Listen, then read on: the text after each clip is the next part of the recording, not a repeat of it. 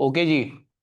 तो हमने अपनी लास्ट क्लास में आईटी शुरू किया था और मैंने पूरी क्लास बेसिकली इस पे लगाई थी कि पहले ये समझा पाऊं कि ऑडिटर की जिंदगी में ऑडिट के अंदर आईटी को समझना लाजमी क्यों है।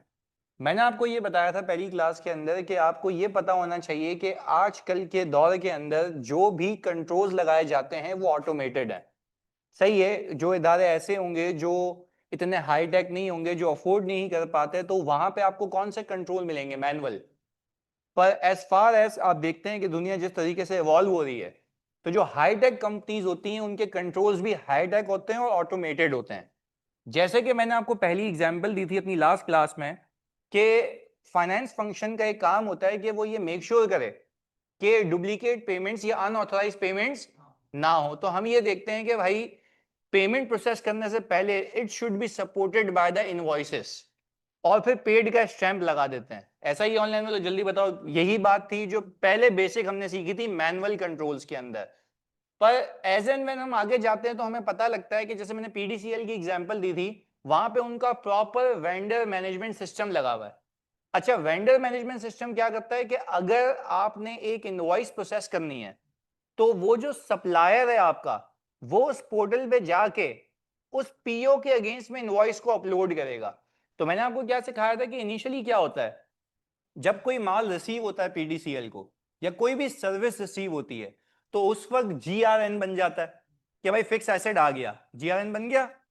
जैसे ही जीआरएन बनता है तो एक एंट्री बन जाती है आपकी पीपी डेबिट और जीआरआईआर क्रेडिट। अच्छा, गुड रिसीट, इनवर्ड रिसीट, एक प्रॉक्सी लायबिलिटी बन जाती है जो ये बनी हुई। अच्छा, अब इसकी पेमेंट कब होगी? जब इनवॉइस आएगी। इसकी पेमेंट कब होगी? जब इनवॉइस आएगी। अच्छा, अब यहां पे किसी का इख्तियार ही नहीं बचा कि वो जाके खुद इनवॉइस की पेमेंट निकलवा पाए। ये प्रोसेस इनिशिएट ही कब होगा? जब वेंडर अपनी इनवॉइस अपलोड करेगा। अच्छा, हमारी तरफ से परचेज ऑर्डर गया होगा ना, तो वो परचेज ऑर्डर नंबर भी होगा।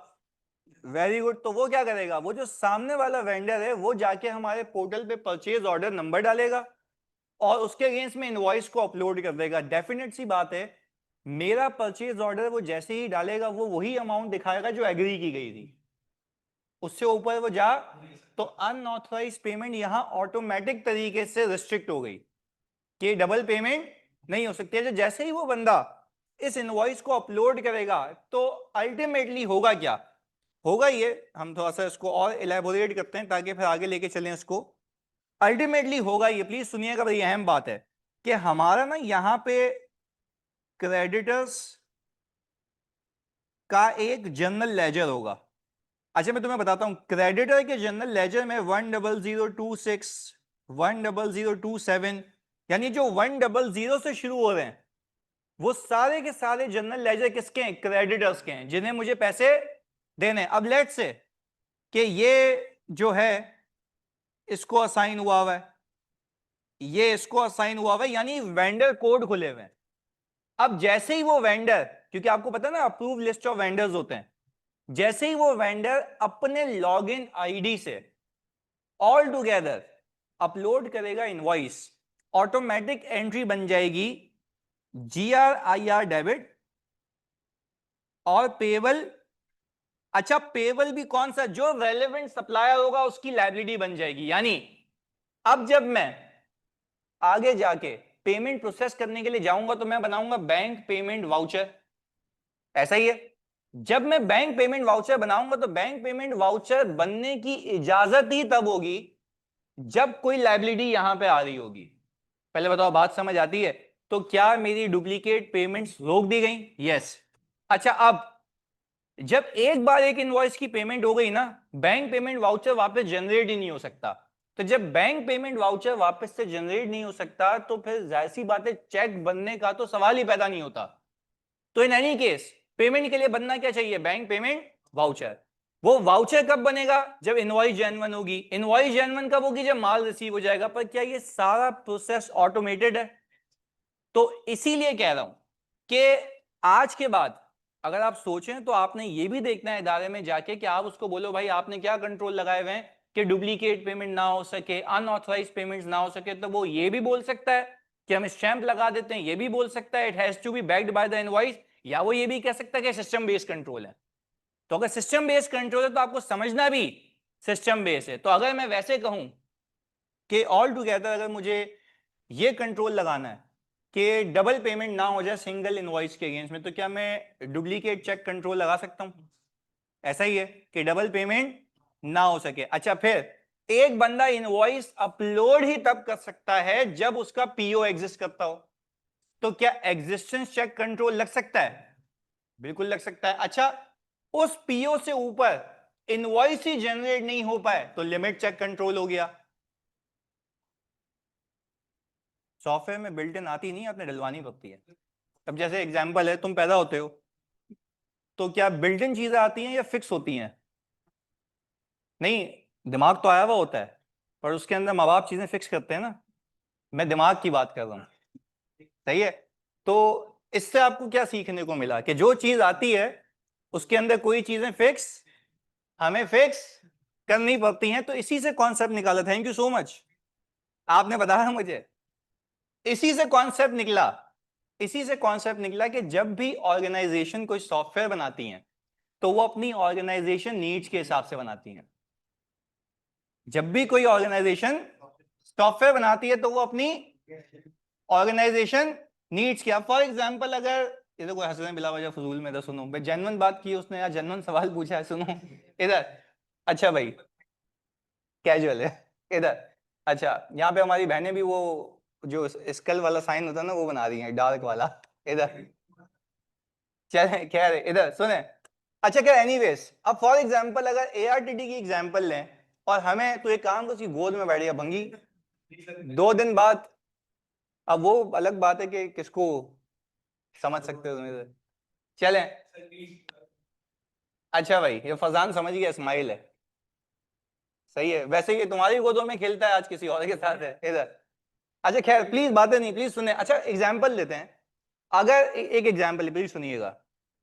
अगर एआरटीडी कोई सॉफ्टवेयर बनाता है तो जाहिर सी बात है वो टेलीकॉम सेक्टर से हटके बनाएगा, वो अपनी ऑर्गेनाइजेशन नीड्स के हिसाब से। यानी इनको जो ऑब्वियसली सॉफ्टवेयर बनाना चाहिए वो ये देखना चाहिए कि भाई हमारे पास सीआरएम से सारी चीजें पोर्टल से लिंक्ड हो, पेमेंट ड्यूज से लिंक्ड हो। यानी एक एग्जांपल लेते हैं, अगर हमने किसी को इंस्टॉलमेंट बना के दी है तो एक तो तरीका ये है कि मैं एक रिकंसिलिएशन प्रोसीजर लगाऊं और एक बंदा हर एक इंटरवल के बाद कागज खोले और देखे भाई किसकी ड्यू डेट आ गई है। ये तो हो गया मैनुअल, ऐसा ही है। दूसरा, मैं सिंपल अल्फाज में कहूं कि मैं लिमिट चेक कंट्रोल लगा सकता हूं कि अगर किसी को पहली पेमेंट किए हुए 30 दिन हो चुके हैं तो हमने उसको टाइम दिया हुआ है कितने का, 1 महीने का, तो 1 महीना एक्सीड हो गया तो एक्सेप्शन रिपोर्ट जनरेट हो जाए, जिसको हम कहते हैं ऑन स्क्रीन प्रॉम्प्ट। तो कहने का मतलब ये इट्स अबाउट यू कि आप कंट्रोल्स को कैसे लगाते हैं, पर कंट्रोल्स के नाम तो यही होंगे। आपने खाली ये सोचना है कि इसका यूज किस वक्त और कहां किस एप्लीकेशन पे करना है। पहले बताओ, बात समझ आती है, क्लियर है? अब फॉर एग्जाम्पल एक एग्जाम्पल लेते हैं ताकि आगे कहानी बने ना आईटी की। भाई आप ये चाहते हैं कि एआरटीडी के अंदर या किसी भी इदारे के अंदर अनऑथराइज बंदा एंटर ना हो पाए, एग्रीड? तो उसके लिए हमने नीचे अली भाई को बिठा दिया। अब अली भाई चौकीदारी के अलावा सब करते हैं, सही है, बाइक लगा रहे होते हैं बेचारे, मतलब मल्टीपल जीडीज हैं, पर जो मेन जॉब डिस्क्रिप्शन है वो नहीं करते। यानी anyone can enter into the premises and do anything with you guys. इधर सुने, तो कहने का मतलब यह है, प्लीज सुनिएगा। तो कहने का, अच्छा देखो आज सेकंड क्लास भी है ना बच्चों, तो सभी कनेक्ट जाओगे, मैंने रिवाइज ही करा दिया पूरा, सुनो। तो कहने का मतलब यह है कि भाई वो मेन काम नहीं कर रहा। अच्छा, अब इसी को हम जो है ऑटोमेटेड कंट्रोल्स में भी बदल सकते हैं। इसको हम कहते हैं अंग्रेजी में फिजिकल एक्सेस कंट्रोल्स। क्या कहते हैं? अच्छा, फिजिकल, अब देखो चसी कह रहा है एग्जिस्टेंस चेक भंगी। फिजिकल एक्सेस कंट्रोल मतलब किसी को एंटर होने से रोका जाए। अच्छा, उसके लिए आप ऑटोमेटेड डोर क्लोजर सिस्टम लगा सकते हो। वो एंटर होने तब दे जब आप अपना फेशियल रिकॉग्निशन करें, जो आपको कार्ड दिया जाता है वो स्वाइप करें, ऐसा ही है, जिसको हम कहते हैं क्लॉक कार्ड सिस्टम। क्या कहते हैं? तो आप मतलब हम भी अगर ईवाई में फॉर एग्जांपल जाते हैं तो वो दरवाजा तब तक नहीं ओपन होता जब तक आपकी फेशियल रिकॉग्निशन ना हो जाए, वो आपकी आईडीज बनी हुई होती हैं। अच्छा हाँ, अब वो जो आईडी बनी हुई है ना, उसमें एग्जिस्टेंस चेक लगा हुआ है।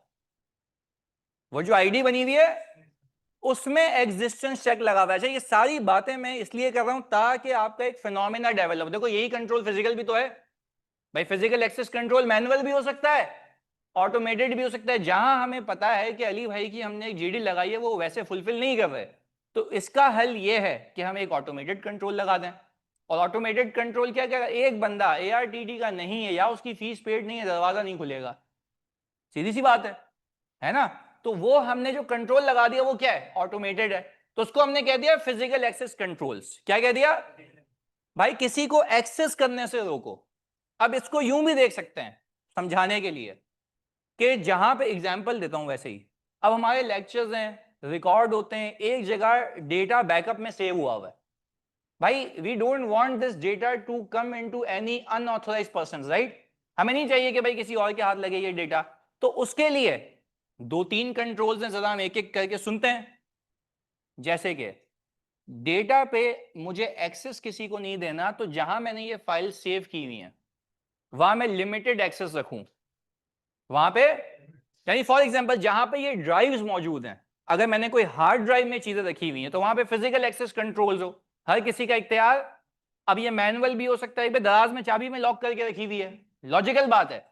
या तो मैंने ऑटोमेटेड डोर क्लोजर सिस्टम लगाया, वहां पे किसी का एक्सेस नहीं है। हाँ, अगर मैंने क्लाउड पे रखा हुआ है तो टू फैक्टर ऑथेंटिकेशन हो गया, पासवर्ड्स हो गया, थंब इंप्रेशन हो गया, सारे कंट्रोल्स वहां लग सकते हैं। मैं फिर आपको कह रहा हूं, रट्टा लगाने से अच्छा है लॉजिकली समझ लो, क्योंकि आईटी अदरवाइज बहुत बोरिंग है। अगर आप वैसे एक एक करके याद करने जाओ, पर इसको आप साइकिल से लिंक करो, अपने मकसद से लिंक करो, तो वो अल्टीमेटली इंटरेस्टिंग बन जाता है। पहले बताओ कहानी समझ आती है? ऑनलाइन में प्लीज बता दो, क्लियर है भाई, जल्दी से। सर एक कार्ड से दो बंदे भी तो अंदर जा सकते हैं ना? बिल्कुल बिल्कुल जा सकते हैं, तो उसके लिए अंगूठा सही है। आप कार्ड तो किसी और को दे सकते हो, अंगूठा नहीं दे सकते ना। कहने का मतलब ये, इफ यू कैन अंडरस्टैंड इधर। अच्छा, पर उसके लिए एक कार्ड से दो बंदे अंदर नहीं जा रहे, तो उसके लिए फिर आप एडिशनल चौकीदार बिठा दें, पर वो अली भाई जैसा होना नहीं चाहिए। नहीं, वो देखेगा ना कि भाई एक कार्ड से दो बंदे एंटर हो रहे हैं अंदर, तो देखें। अच्छा, और एक और चीज अगर मैं आपको समझा पाऊं, प्लीज सुनिएगा, बड़ी अहम बात है। एक और चीज ये है, आपको तो मैंने ये सिखाया कि कंट्रोल्स जितने भी अच्छे हों वो रीजनेबल एश्योरेंस देते हैं। ओवरराइड तो हो सकते हैं, तभी तो आप फिर अलग से प्रोसीजर परफॉर्म करते हैं सब्सटैंटिव। तो चाहे आईटी कंट्रोल्स हो या मैनुअल कंट्रोल्स हो, इन एनी केस आपने ओवरराइड तो हो सकता है उसमें उसमें तो रिस्क हमेशा है। तभी तो वो कहता है ऐसा नहीं करना कि भाई कंट्रोल्स पे रिलाई करके ऑडिट ही नहीं किया। कंट्रोल्स आपको सिर्फ इस चीज की असेसमेंट देगा कि आपका रिस्क कितना है। बात समझ आ रही है? अच्छा जी, ओके। अब सर बैंक पेमेंट वाउचर का बता दे अगेन कि क्या मैकेनिज्म होता है उसको इनवॉइस और जीआरएन के साथ। शहीद भाई तुमने लास्ट क्लास ली थी, जल्दी बता दो। शहीद भाई लास्ट क्लास तुमने ली थी? शहीद प्लीज मुझे बताओ जल्दी से। Yes sir. तो तुम्हारी हिम्मत कैसे हुई ये पूछने की कि बैंक पेमेंट वाउचर का क्या मैकेनिज्म होता है? ये तो हमने मैनुअल में सीखा हुआ है कि आप सीएफओ के पास जब साइन कराने जाते हैं तो bank payment voucher pre numbered बनता है, उसके ऊपर सब लिखा जाता है कि कौन सी इनवॉइस है, किस वेंडर की है, उसके ऊपर जीआरएन नंबर सब आ रहा होता है। एग्रीड? पर अगर यही मैं ऑटोमेटेड कर दूं, तो जब मैं बैंक पेमेंट वाउचर जनरेट करूंगा तो जैसे ही मैं उस, अच्छा अब बैंक पेमेंट वाउचर जनरेट भी कब होगा? जब उसकी लायबिलिटी अपीयर हो रही होगी। और लायबिलिटी कब अपीयर हो रही है? जब उसने अपलोड किया है। तो मैं, मेरा तो इख्तियार ही खत्म हो गया, मैं तो यस प्रोसेस ही नहीं कर सकता जब तक सामने वाला बंदा इनवॉइस अपलोड ना करे। उसके बाद ही जनरेट होगा। तो मैं क्या करूंगा? सिंपल, मैं सिंपल ये करूंगा कि मैं उसकी इनवॉइस उठाऊंगा जो आ रही है, उस पर पीओ जीआरएन वगैरह सब ऑटोमेटिक पॉपुलेट हो जाएगा। प्रिंट निकालूंगा, बोलूंगा भाई ये इनवॉइस है, इस पर साइन करो, सीएफओ भी सुकून में। क्यों? उसको ये क्यों नहीं डर के डबल हो जाएगा? जनरेट ही उस वक्त होगा कि जब थर्ड पार्टी जिसके पैसे हैं वो अपलोड करे। और अब एक और चीज, अगर वो कोल्यूजन करना चाहे तो उसी के पैसे लगे जाएंगे। वो बोलेगा एक बार पेमेंट होगी, दूसरी बार सिस्टम जनरेट ही नहीं करने देगा। क्या नहीं जनरेट करने देगा? Payment voucher. क्योंकि बोलेगा एक इनवॉइस एक पेमेंट। और अगर एक इनवॉइस की टुकड़ों में पेमेंट करनी है तो उसकी अलग से अप्रूवल, उसकी अलग से। तो वो तो यही तो कंट्रोल का मकसद था। बट हमने क्या ये मैनुअली किया हुआ है या ऑटोमेटेड किया हुआ? ऑटोमेटेड किया हुआ है। लिमिट चेक भी लगा सकते हैं कि एक्सेस पेमेंट ना हो जाए। क्लियर है? चलें, तो भाई ये हमने बता दिया। महक कह रही है सर नमाज ब्रेक दे दें। यार अभी तो नमाज का टाइम हुआ है, अभी तो 8 बजे दे दूंगा ना, 8 बजे दे देंगे, सही है। चलें सर, काइंडली ब्रीफली डिस्कस करें general controls and application control. अभी तो हम वहां पहुंचे ही नहीं, अभी तो मैं एक मोमेंटम बना रहा था कि जनरल और एप्लीकेशन पे तो अभी आता हूं। तो पहले ये बता दो, फाद अली कह रहे हैं नमाज कज़ा हो जाएगी। भाई कौन सा मौलाना कह रहा है तुम्हें ये? हाँ जी, यार 8 बजे तक होता है ना सच्ची में, ऐसा नहीं कि मुझे पाप लग जाए, ऐसा ही है। जल्दी। अच्छा भाई सर, मगरिब का टाइम कम होता है, देखें भाईजान 1 मिनट, मगरिब का टाइम कम होता है मुझे पता है। हम 7:50 पे, 7:50 पे सही है भाई। 8:47 तक का टाइम है। हम 7:50 पे ब्रेक ले लेंगे, सही है। चलें जी, ओके। चलें 7:50 तक। सर ईशा का स्टार्टिंग टाइम है वो। यार मतलब यहाँ पे भी मुसलमान ही बैठे हुए हैं भाई। अगर इस्लामाबाद, पंजाब, सिंध, बलूचिस्तान जितने भी बैठे हुए हैं सबके लिए 7:50 मुनासिब है, ये कह रहा है। सब उस एमिड में आ जाते हैं, सही है। मैं भी इस्लामाबाद से होके आया हूँ यार, मतलब रीजनेबल टाइम है, उस वक्त हो रही होती है, क्या हो गया। सही है, चलें। Yes sir, okay. अच्छा अस्सी अभी मांग रहे हैं, क्या चाहिए बेटा तुम्हें? अभी दे दें क्या मतलब इधर? सर ये लिमिटेड एक्सेस राइट हो सकता है ना कि अप्रोप्रिएट पर्सन ही, हाँ बिल्कुल ऐसा है। चलें अब इधर फोकस के साथ प्लीज, इधर अब जरा। जी जानी, शेल कंपनीज बना सकते हैं, उसके लिए तो मैंने कंट्रोल ही नहीं पैदा किया। नहीं नहीं, वो तो शेल कंपनीज, मुझे बात नहीं समझ आई, तुमने कहां से कहां लिंक कर दिया?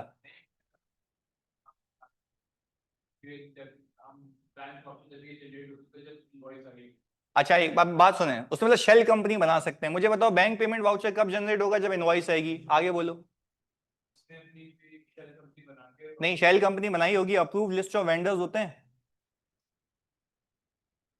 वो एक अलग बंदा करता है, उसके लिए कोलिजन करनी पड़ेगी। तो हमारा चोर दिमाग है ना, वो ओवरराइट तो हो सकता है, पर डिपार्टमेंट्स देखो कैसे अलग हैं।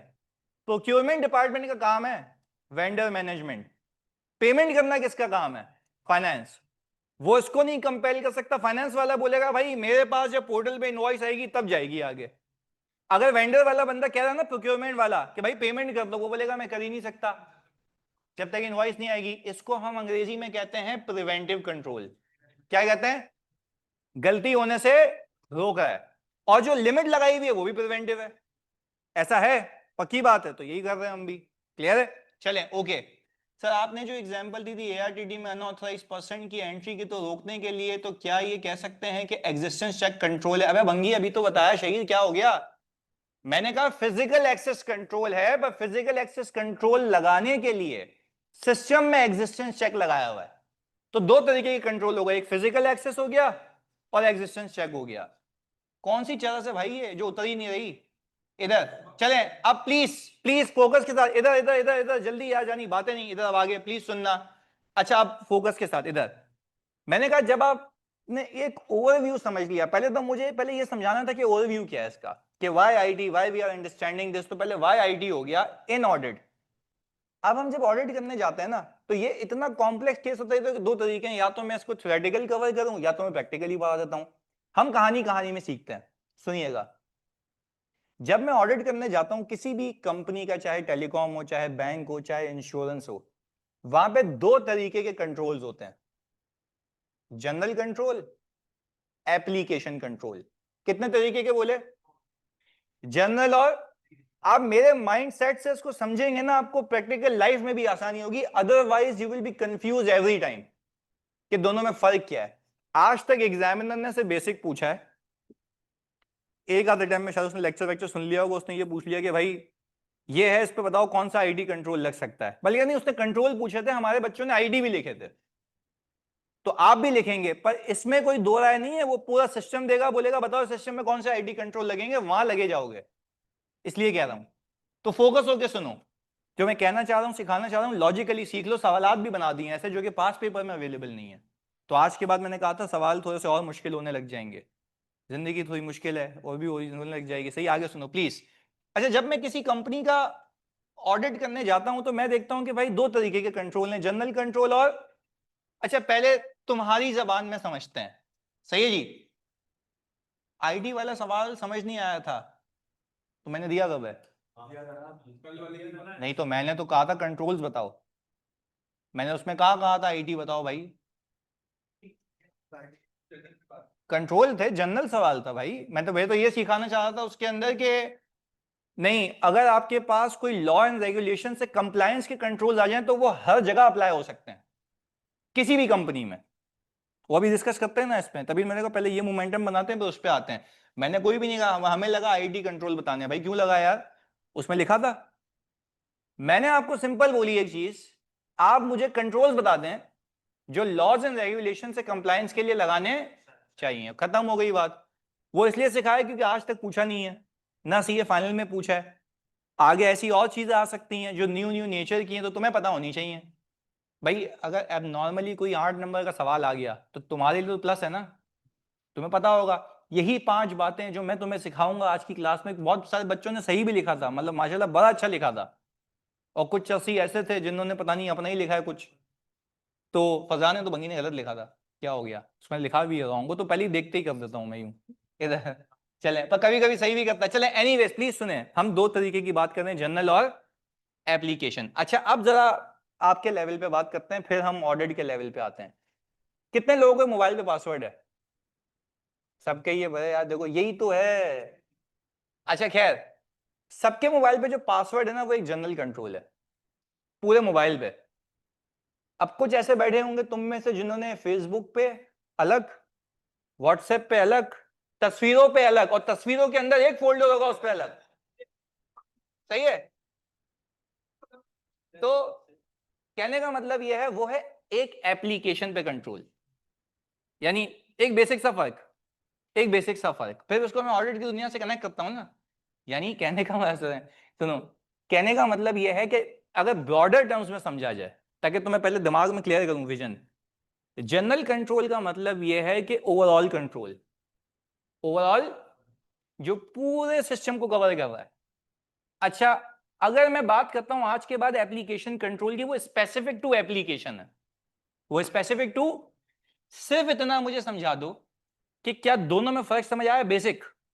तुम्हारी रेलिवेंट एग्जांपल्स है ना कि भाई जनरल कंट्रोल पूरे मोबाइल पे, एप्लीकेशन मतलब किसी एक एक एप्लीकेशन पे लगा हुआ है, चाहे वो फेसबुक हो, चाहे वो इंस्टा हो, चाहे वो स्नैपचैट हो, एक एक एप्लीकेशन पे कंट्रोल है।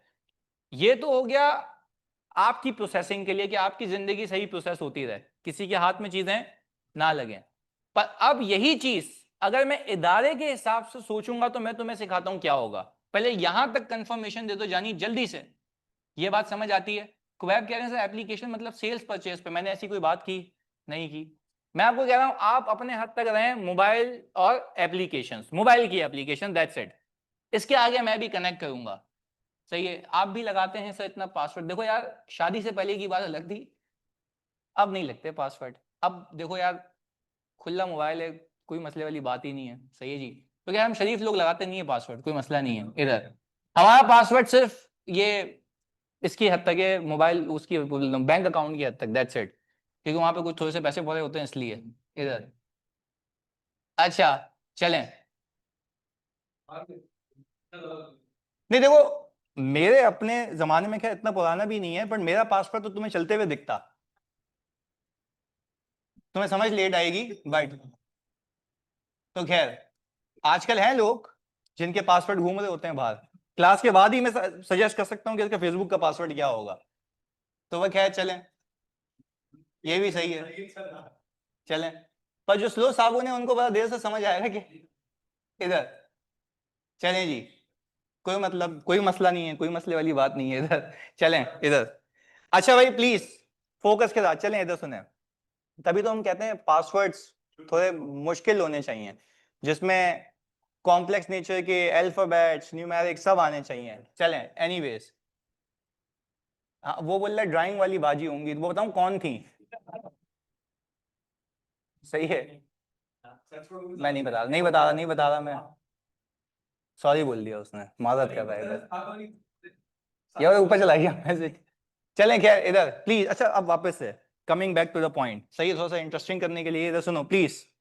अच्छा अब मैं तुम्हें वैसे एक लाइन की एग्जांपल देता हूं।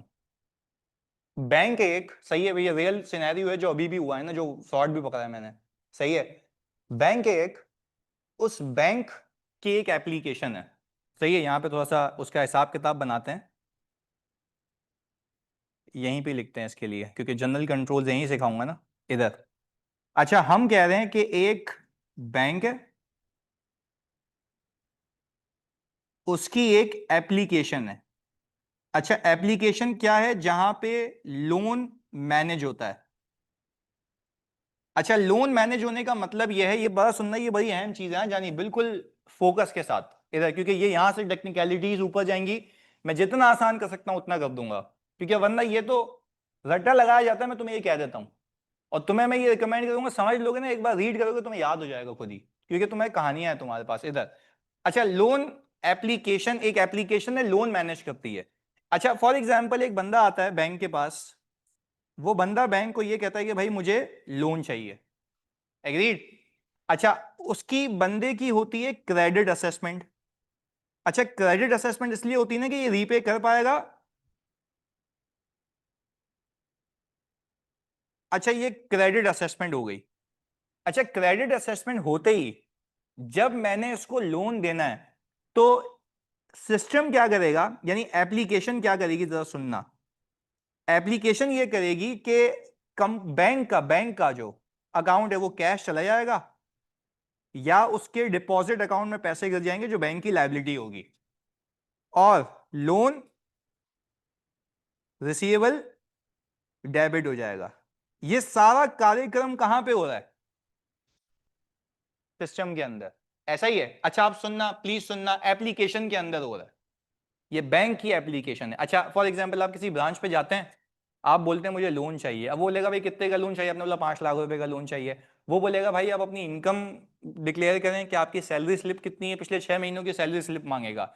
वो एक इलेक्ट्रॉनिक क्रेडिट इंफॉर्मेशन ब्यूरो से आपकी इंफॉर्मेशन निकालेगा, एसबीपी की साइट से, जो उसको ये बता रही होती है बैंक को कि आपने कहीं पिछला डिफॉल्ट तो नहीं किया, या आपने किसी और बैंक से लोन तो नहीं लिया हुआ। ऐसे तो तुम एक सुबह को निकले और रात तक लोन ही लेते गए बैंक से, और सारे बैंक बर्बाद हो गए। तो कहने का मतलब यह है कि वाकई बता रहा हूं, उनका proper debt burden ratio calculate होता है।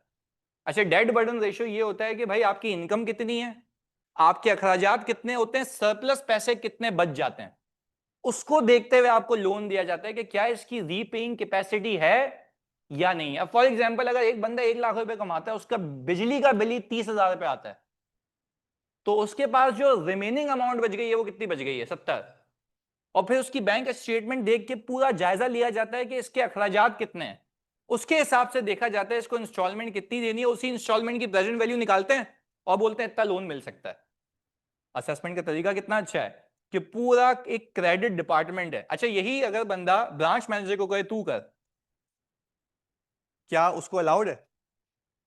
नहीं, गलत गलत गलत, इंडिपेंडेंट बंदा करेगा, वरना तो वो अपने टारगेट पूरे करने के लिए बोलेगा लेते रहो लोन। तो बैंकिंग का बंदा बन के सोचो कि ब्रांच मैनेजर के पास ये इख्तियार, ब्रांच मैनेजर का काम है भाई तू एप्लीकेशन दे, डॉक्यूमेंट जमा करा, ऊपर क्रेडिट डिपार्टमेंट में असेसमेंट के लिए चला जाता है, जिसको हम कहते हैं credit department of the bank. वो पूरी क्रेडिट असेसमेंट करता है, मैनुअली कर रहा है अभी, सही है, सारी चीजों को डाल के। अच्छा फिर वो क्या करेगा, सिस्टम के अंदर सारे पैरामीटर्स डालेगा, इसकी इनकम इतनी, ये वो। अगर मैं यही ऑटोमेटिक डाल दूं तो, और उसके अखराजात डाल दूं महीने के, तो सिस्टम ऑटोमेटिकली मुझे लोन अमाउंट निकाल के दे देगा।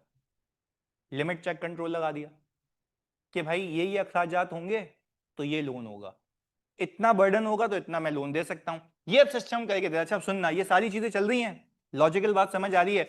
जैसे ही उसकी क्रेडिट लिमिट सेट हो गई, या तो बंदे ने की या तो सिस्टम ने की, या तो पर क्या ब्रांच मैनेजर ने की, या फिर क्रेडिट डिपार्टमेंट के बंदे ने। अच्छा उसका भी एक हेड है, हमने अप्रूवल लिमिट सेट की हुई है। अच्छा अप्रूवल लिमिट सेट की हुई है कि इतने का लोन होगा तो इसका इख्तियार है, इतने का लोग 2 लोगों का इख्तियार है। तो ये सारी चीजें एक पूरा अप्रूवल लेडर कहलाता है।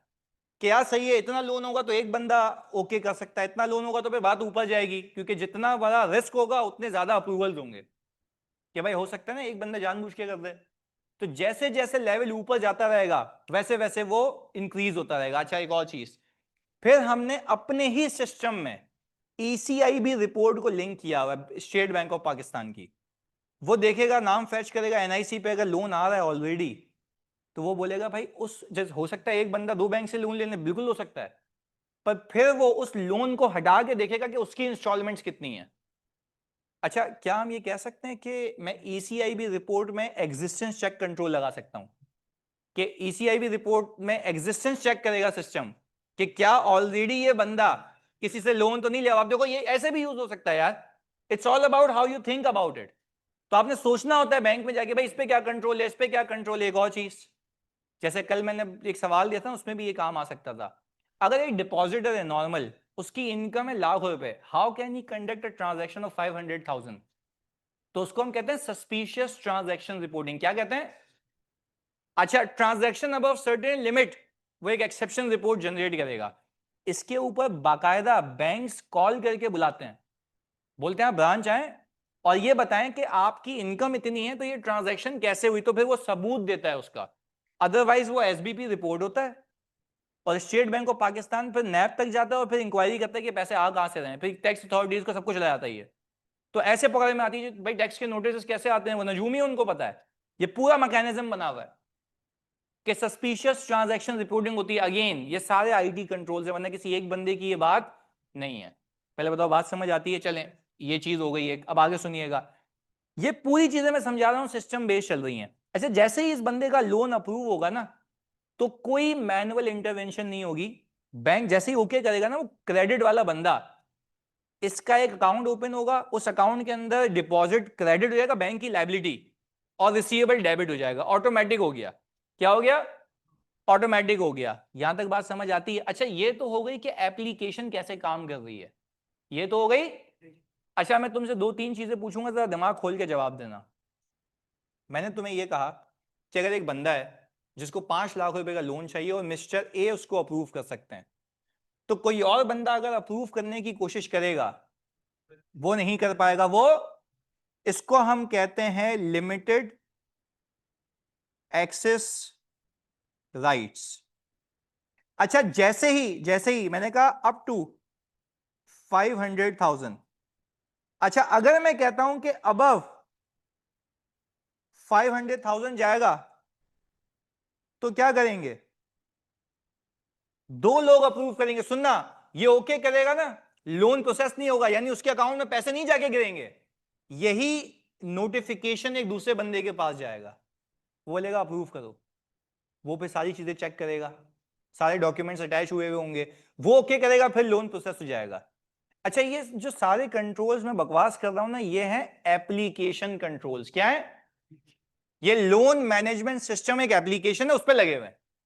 ये लोन मैनेजमेंट सिस्टम है, उस पर लगे हुए हैं। अच्छा, वो सिस्टम क्या करेगा पता है? सिस्टम के अंदर एक एक पैरामीटर सेट हुआ हुआ है कि ये जो भी लोन आया, इसकी फ्रीक्वेंसी सेट होती है कि ये महीना महीना इंटरेस्ट देगा, या 3 महीने में इंटरेस्ट देगा, या हाफ ईयर में देगा, या सालाना देगा। तो सिस्टम में ऑटोमेटिकली फीचर फिक्स हुआ हुआ है। सिस्टम में ऑटोमेटिकली फीचर फिक्स हुआ हुआ है। सिस्टम क्या करेगा? ऑटोमेटिक इंटरेस्ट क्या करेगा, जल्दी बताओ? कैलकुलेट करेगा। सिस्टम ऑटोमेटिक इंटरेस्ट कैलकुलेट करेगा। सिस्टम ऐसे फंक्शनल किया गया है कि ऑटोमेटिक कैलकुलेशन होगी। बट एक चीज, इसके अंदर ये जो पैरामीटर्स हैं, क्वार्टरली, एनुअली, वो सब कौन डालेगा? क्रेडिट डिपार्टमेंट का बंदा। आप ब्रांच मैनेजर को क्यों नहीं दे देखते यार? इंडिपेंडेंट होना चाहिए, अदरवाइज सेग्रीगेशन और ड्यूटीज नहीं होगी तो वैसे ही फ्रॉड हो जाना है। पहले बताओ, ये बात समझ आ रही है? अच्छा, एक और बात, रिकवरी के लिए मैं ब्रांच मैनेजर को भेजूं या रिकवरी ऑफिसर? अब सुनना, जब रिकवरी ऑफिसर को भेजूंगा ना, तो 2 तरीके, या तो हम ऐसा मैकेनिज्म लेके आए कि जो अभी भी चलता है पाकिस्तान में, ये कि आप सामने वाले को बोलो कि भाई आपको या तो कैश आके खुद जमा कराना है, या आपने अपने जिस डिपॉजिट अकाउंट में हमने आपको लोन दिया था ना, जहां से आपने पैसे निकाले हैं, उसी में जमा करा दो पैसे। सिस्टम ऐसे फंक्शनल हुआ हुआ होगा कि ऑटोमेटिक एग्जिस्टेंस चेक लगाएगा, और जैसे ही पैसे आएंगे वो फेच कर लेगा। जैसे ही पैसे आएंगे वो, अच्छा, पैसे जैसे ही निकालेगा उसका लोन रिसीवेबल क्रेडिट हो जाएगा, बैंक का बैलेंस डेबिट हो जाएगा। पर वो कब होगा? जब वो पैसे देगा। और हमने सिस्टम में एक और फीचर लगा दिया। ये सारे एप्लीकेशन कंट्रोल बता रहा हूं, एक एक करके डिस्कस करते हैं आगे। अगर बैलेंस नहीं है ड्यू डेट के ऊपर, ड्यू डेट मतलब 1 महीने बाद, अगर उसमें बैलेंस नहीं पड़ा हुआ तो वो ऑटोमेटिक मैसेज भेजेगा, अलर्ट भेजेगा कि your dues are this amount. अब आई डोंट नो आप लोगों को पता है, पर ये कि अगर के इलेक्ट्रिक के बिल के भी नोटिफिकेशंस आते हैं, वो एक फंक्शनैलिटी सेट की गई है कि ड्यू डेट से 10 दिन पहले आप उसको नोटिफाई कर दो कि आपका बिल इतना बनता है, इतना पेंडिंग है। तो ये सारी चीजें क्या है कि भाई एक कंज्यूमर अकाउंट है, उसका इतना बिल है, वो लिमिट चेक करता है और भेज देता है मैसेज। तो ये सारे ऑटोमेटिक कंट्रोल। अगेन चलो समझने की बात ये है कि ये तो एप्लीकेशन पे लगे हुए कंट्रोल्स हैं, इसलिए इसका नाम क्या, जल्दी बताओ। Application control. पहले तो एक व्यू दे दिया। अच्छा, अब मैं कनेक्ट करता हूं general controls. General control application control से 10 गुना ज्यादा इंपॉर्टेंट होते हैं। कैसे, अभी बताता हूं। मुझे बताओ, ये जब सिस्टम बनाया गया होगा कि इंटरेस्ट कैलकुलेट करना है, अगर इस सिस्टम में छेड़खानी कर दूं मैं, जैसे कि मैंने सिस्टम की फंक्शनैलिटी के अंदर प्रोग्रामिंग ही चेंज कर दी, यानी मैंने कहा इंटरेस्ट जो भी कैलकुलेट होगा मल्टीप्लाई बाय 2, इंटरेस्ट जो भी कैलकुलेट होगा। अच्छा, अब हुआ क्या है, मैंने बैंकिंग के एक क्रेडिट डिपार्टमेंट के बंदे को इख्तियार दिया हुआ है कि तू वो शख्स है जो रेट डालेगा। वो तो सही है, लिमिटेड एक्सेस है, पर व्हाट इफ एक प्रोग्रामर है जो सही है भाई, उस बंदे को एक्सेस दिया हुआ है, पर मैं प्रोग्रामिंग चेंज कर दूं पीछे, तो एप्लीकेशन कंट्रोल लगाने का फायदा क्या है? नहीं, एप्लीकेशन कंट्रोल लगाना तो फारिग हो गया ना, क्योंकि उसके ऊपर जो ओरिजिनल कंट्रोल होना चाहिए एप्लीकेशन बनाने का, वो सबको पता है। इसको हम कहते हैं डेवलपर राइट्स अलग बंदे के पास होनी चाहिए, यूजर राइट्स। अब ये बड़ी टेक्निकल बात है, प्लीज सुनना। डेवलपर राइट्स अलग बंदे के पास होने चाहिए और यूजर राइट्स। अब मैं तुम्हें जो बैंक की एग्जांपल दे रहा हूं ना, जरा उसमें सुनना कि गेम क्या हुई थी। मैंने जनरल कंट्रोल को टेस्ट करवाया। अच्छा, जनरल कंट्रोल का मतलब ये है ओवरऑल, अभी सिखाया तुम्हें ओवरऑल कंट्रोल्स। यानी हम ये कह सकते हैं हर एक एप्लीकेशन पे जनरल कंट्रोल होना चाहिए। अगर 10 एप्लीकेशन है तो 10 पे 10 पे जनरल कंट्रोल होगा। वो क्या होता है जरा एक एक करके अभी बयान करने लगा हूं, सुनना। हुआ क्या, जब मैं बैंक का एक ऑडिट करने गया, बड़ी अहम बात है, सुनना, इधर उधर की बात नहीं, प्लीज फोकस के साथ, इधर आसान। जब मैं बैंक का ऑडिट करने गया तो मैंने अपनी आईटी टीम को एंगेज किया और मैंने आईटी टीम को ये बोला कि भाई ये काम करो, तुम इस पे जनरल कंट्रोल देखो। उसने बोला जनरल कंट्रोल में क्या देखें? मैंने कहा तुम मुझे ये देख दो कि जो लोग सिस्टम यूज कर रहे हैं, यानी क्रेडिट डिपार्टमेंट का बंदा है, क्या एक्सेस उसके पास है? उसने बोला हाँ उसी के पास है, पर वो बोल रहा नहीं, मैंने एक अनोमली देखी कि क्रेडिट डिपार्टमेंट का बंदा किसी को भी एक्सेस दे सकता है। यानी अगर मैं क्रेडिट डिपार्टमेंट का बंदा हूं ना, तो मेरे पास ही राइट है इसको एक्सेस देने का, इसको एक्सेस देने का, किसी को एक्सेस देने का। अच्छा, तो क्या ये डेवलपर राइट्स हैं? यस। अबे डेवलपर एक बंदा है, एडमिन है, वो हर किसी को राइट दे रहा है। ऐसा तो नहीं होना चाहिए यार, ऐसा तो नहीं होना चाहिए। अच्छा, इसका मतलब ये है। अच्छा, फिर मुझे मेरी टीम आके क्या कह रही है, वाकई तुम्हें लिटरली असल वाकया है, मेरी टीम आके कह रही है सर आप इतनी इसमें टेंशन क्यों ले रहे हैं, जिन लोगों के पास राइट्स है वही तो काम कर रहे हैं। मैंने कहा बेटा जिसके पास होना चाहिए सिर्फ उसी के पास नहीं है ना, बाकी सबके पास भी है।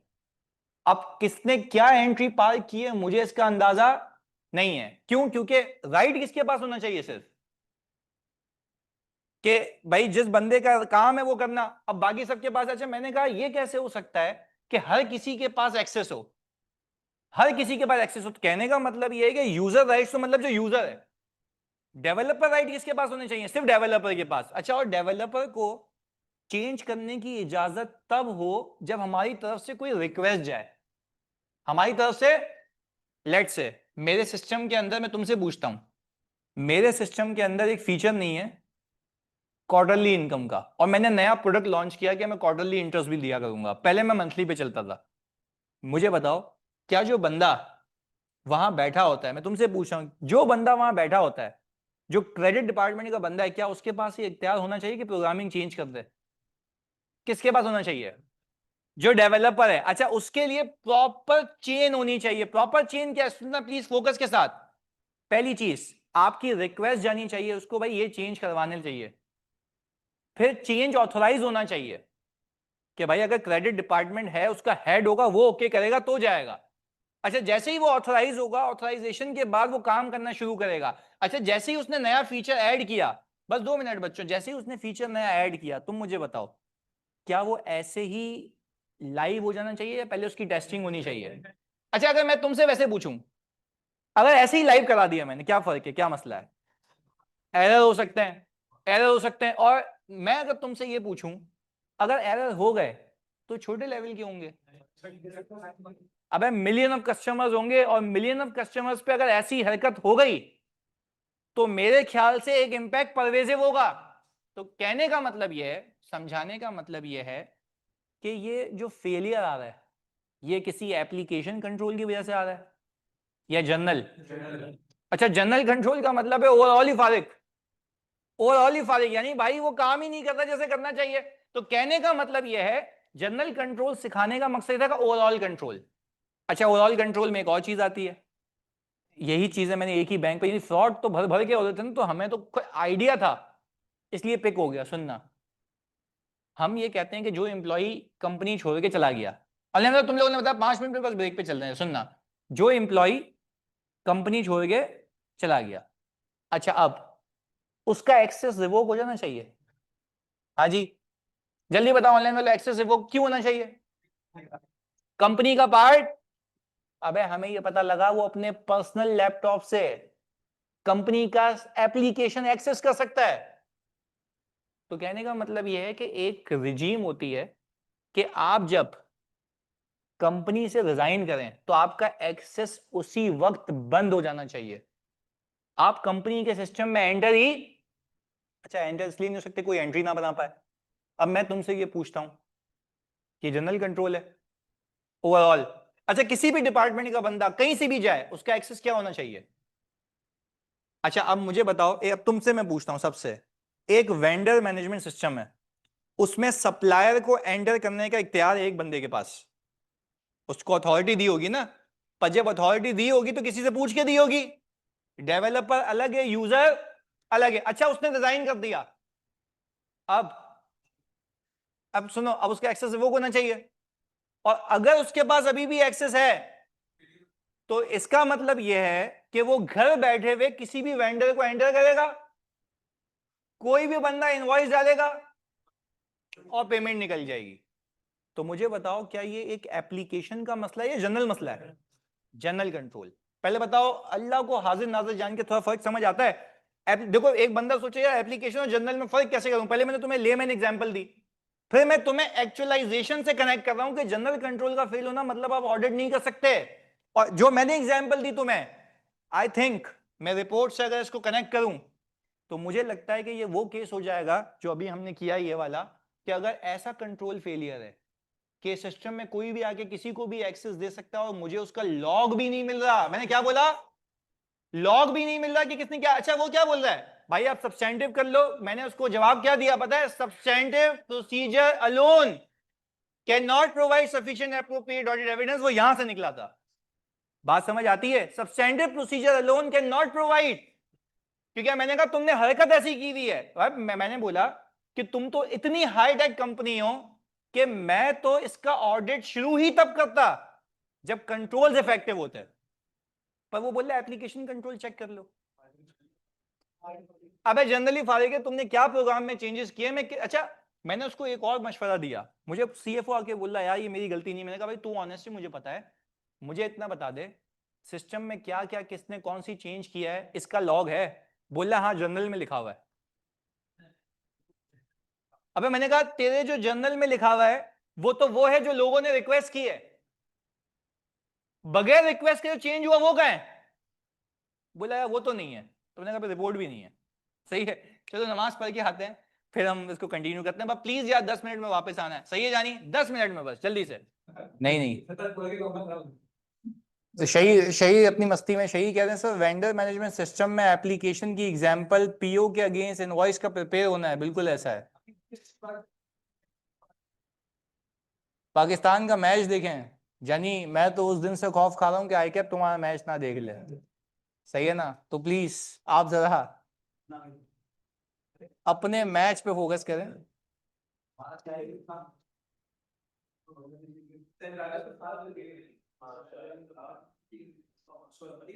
वो कह रही हैं शहीद भाई इतना सवाल कैसे सोच लेते हैं आप, चले यार राइट है। अच्छा एक सवाल, आमना कह रही है सर जैसे कस्टमर की क्रेडिट असेसमेंट, प्लीज सुनना, जैसे कस्टमर की क्रेडिट असेसमेंट 5 लाख है, ये डेवलपर राइट्स हैं कि 5 लाख को कोई चेंज नहीं कर सकता, बिल्कुल एग्जैक्टली exactly. देखो डेवलपर राइट्स में क्या होगा, डेवलपर राइट्स में ये है कि अगर वो 5 लाख की लिमिट को एक ही बंदे के लिए 10 लाख कर दे, ये प्रोग्राम चेंजेस हैं। ये क्या है?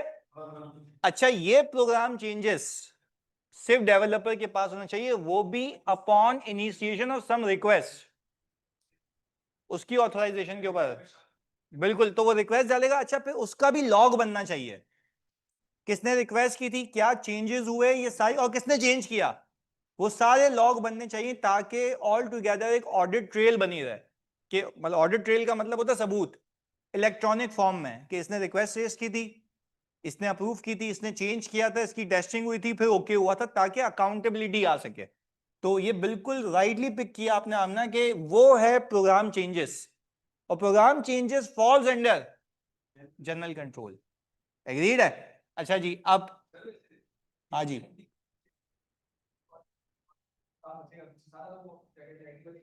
नहीं देखो, हाँ आईटी, देखो वो सही है बात कि आईटी वाला तो कर ही लेता है काम, बट अगेन मैं अपने पिछले, अगर मैं 2015 से मैं कर रहा हूँ ऑडिट, तो आज समझो कोई 10 साल हो गए। तो 10 सालों के अंदर मैंने एक चीज ऑब्जर्व की है कि ओवरऑल रिस्पॉन्सिबिलिटी तो ऑडिटर की है।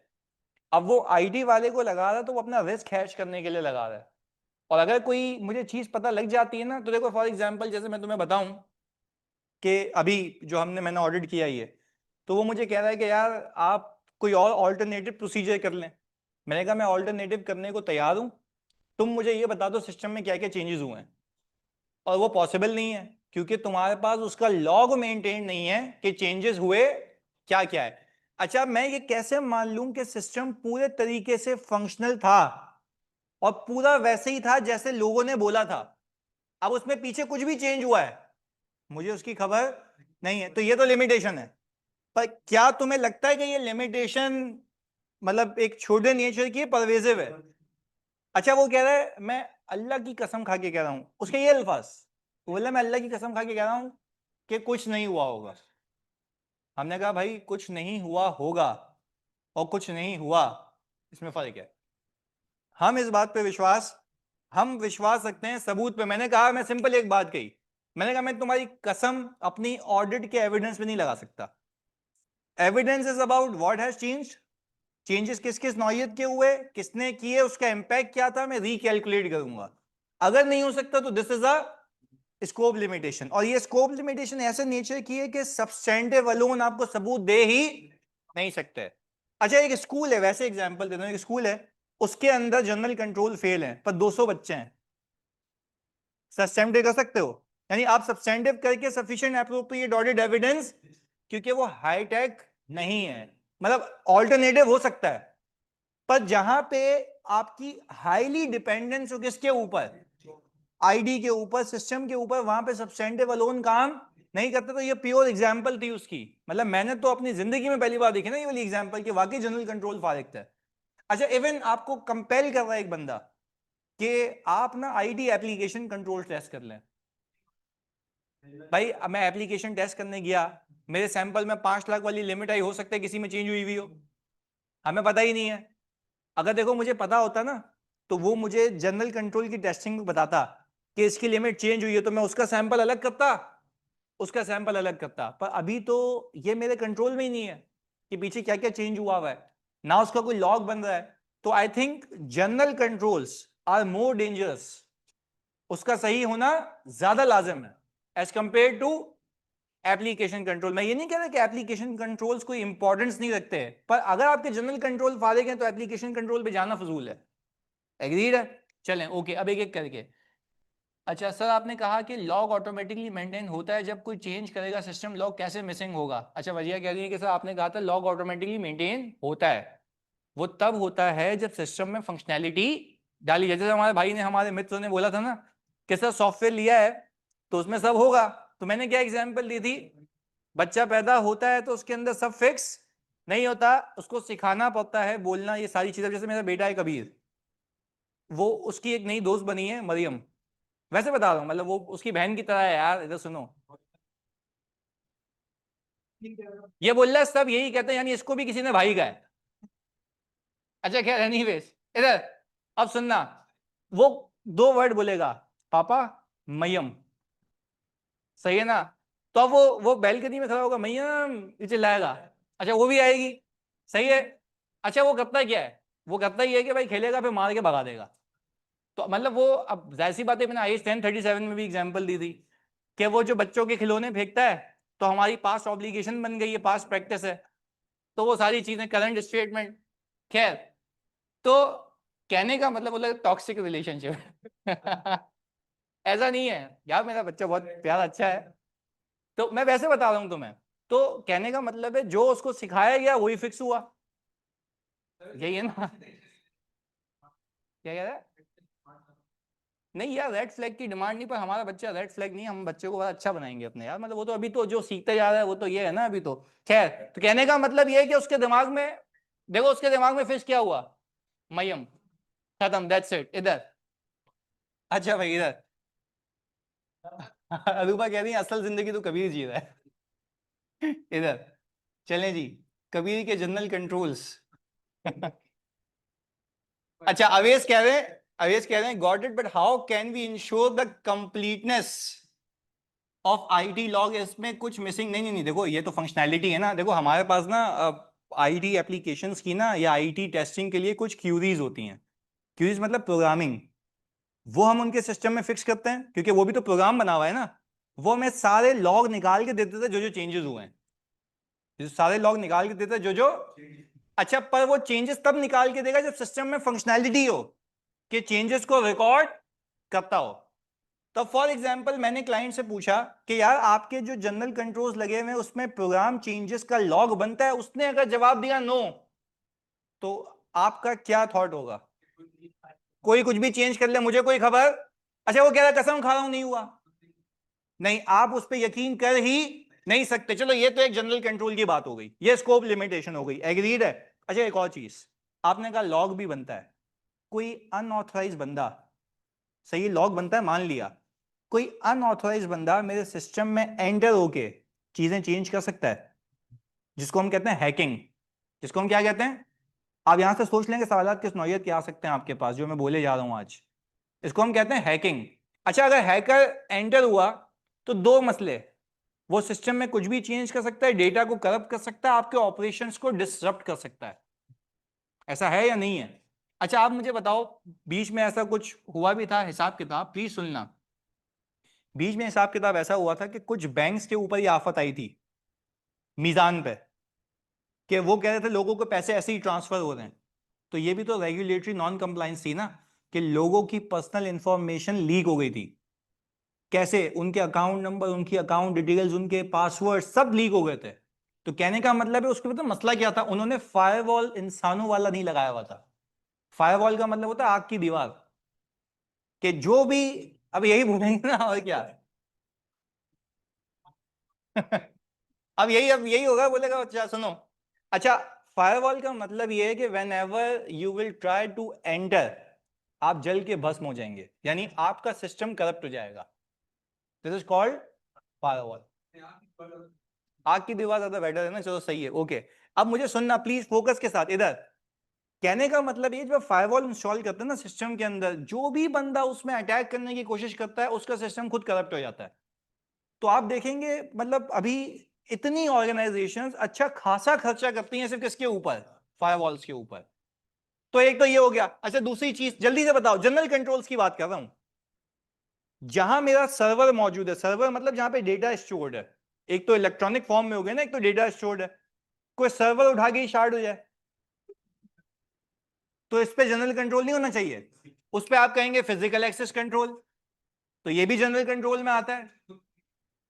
तो यही है ना, बोले भाई इंफॉर्मेशन तो एंटर नहीं होती, सर्वर ही उठा के शार्ट हो जाओ, अपने सिस्टम में लगाऊंगा टकाटक पासवर्ड आ रहे हैं सामने, सही है। तो कहने का मतलब ये है, समझाने का मतलब ये है, सही है। चैट सेशन में पढ़ने के अलावा चैट चल रही है, बार बार नोटिफिकेशन आता है। अच्छा भैया तुम लोग अभी रुक जाओ ना 1 मिनट यार, वो अपनी तफरीयों में लगे हुए हैं। इधर चलिए प्लीज, इधर प्लीज फोकस के साथ इधर।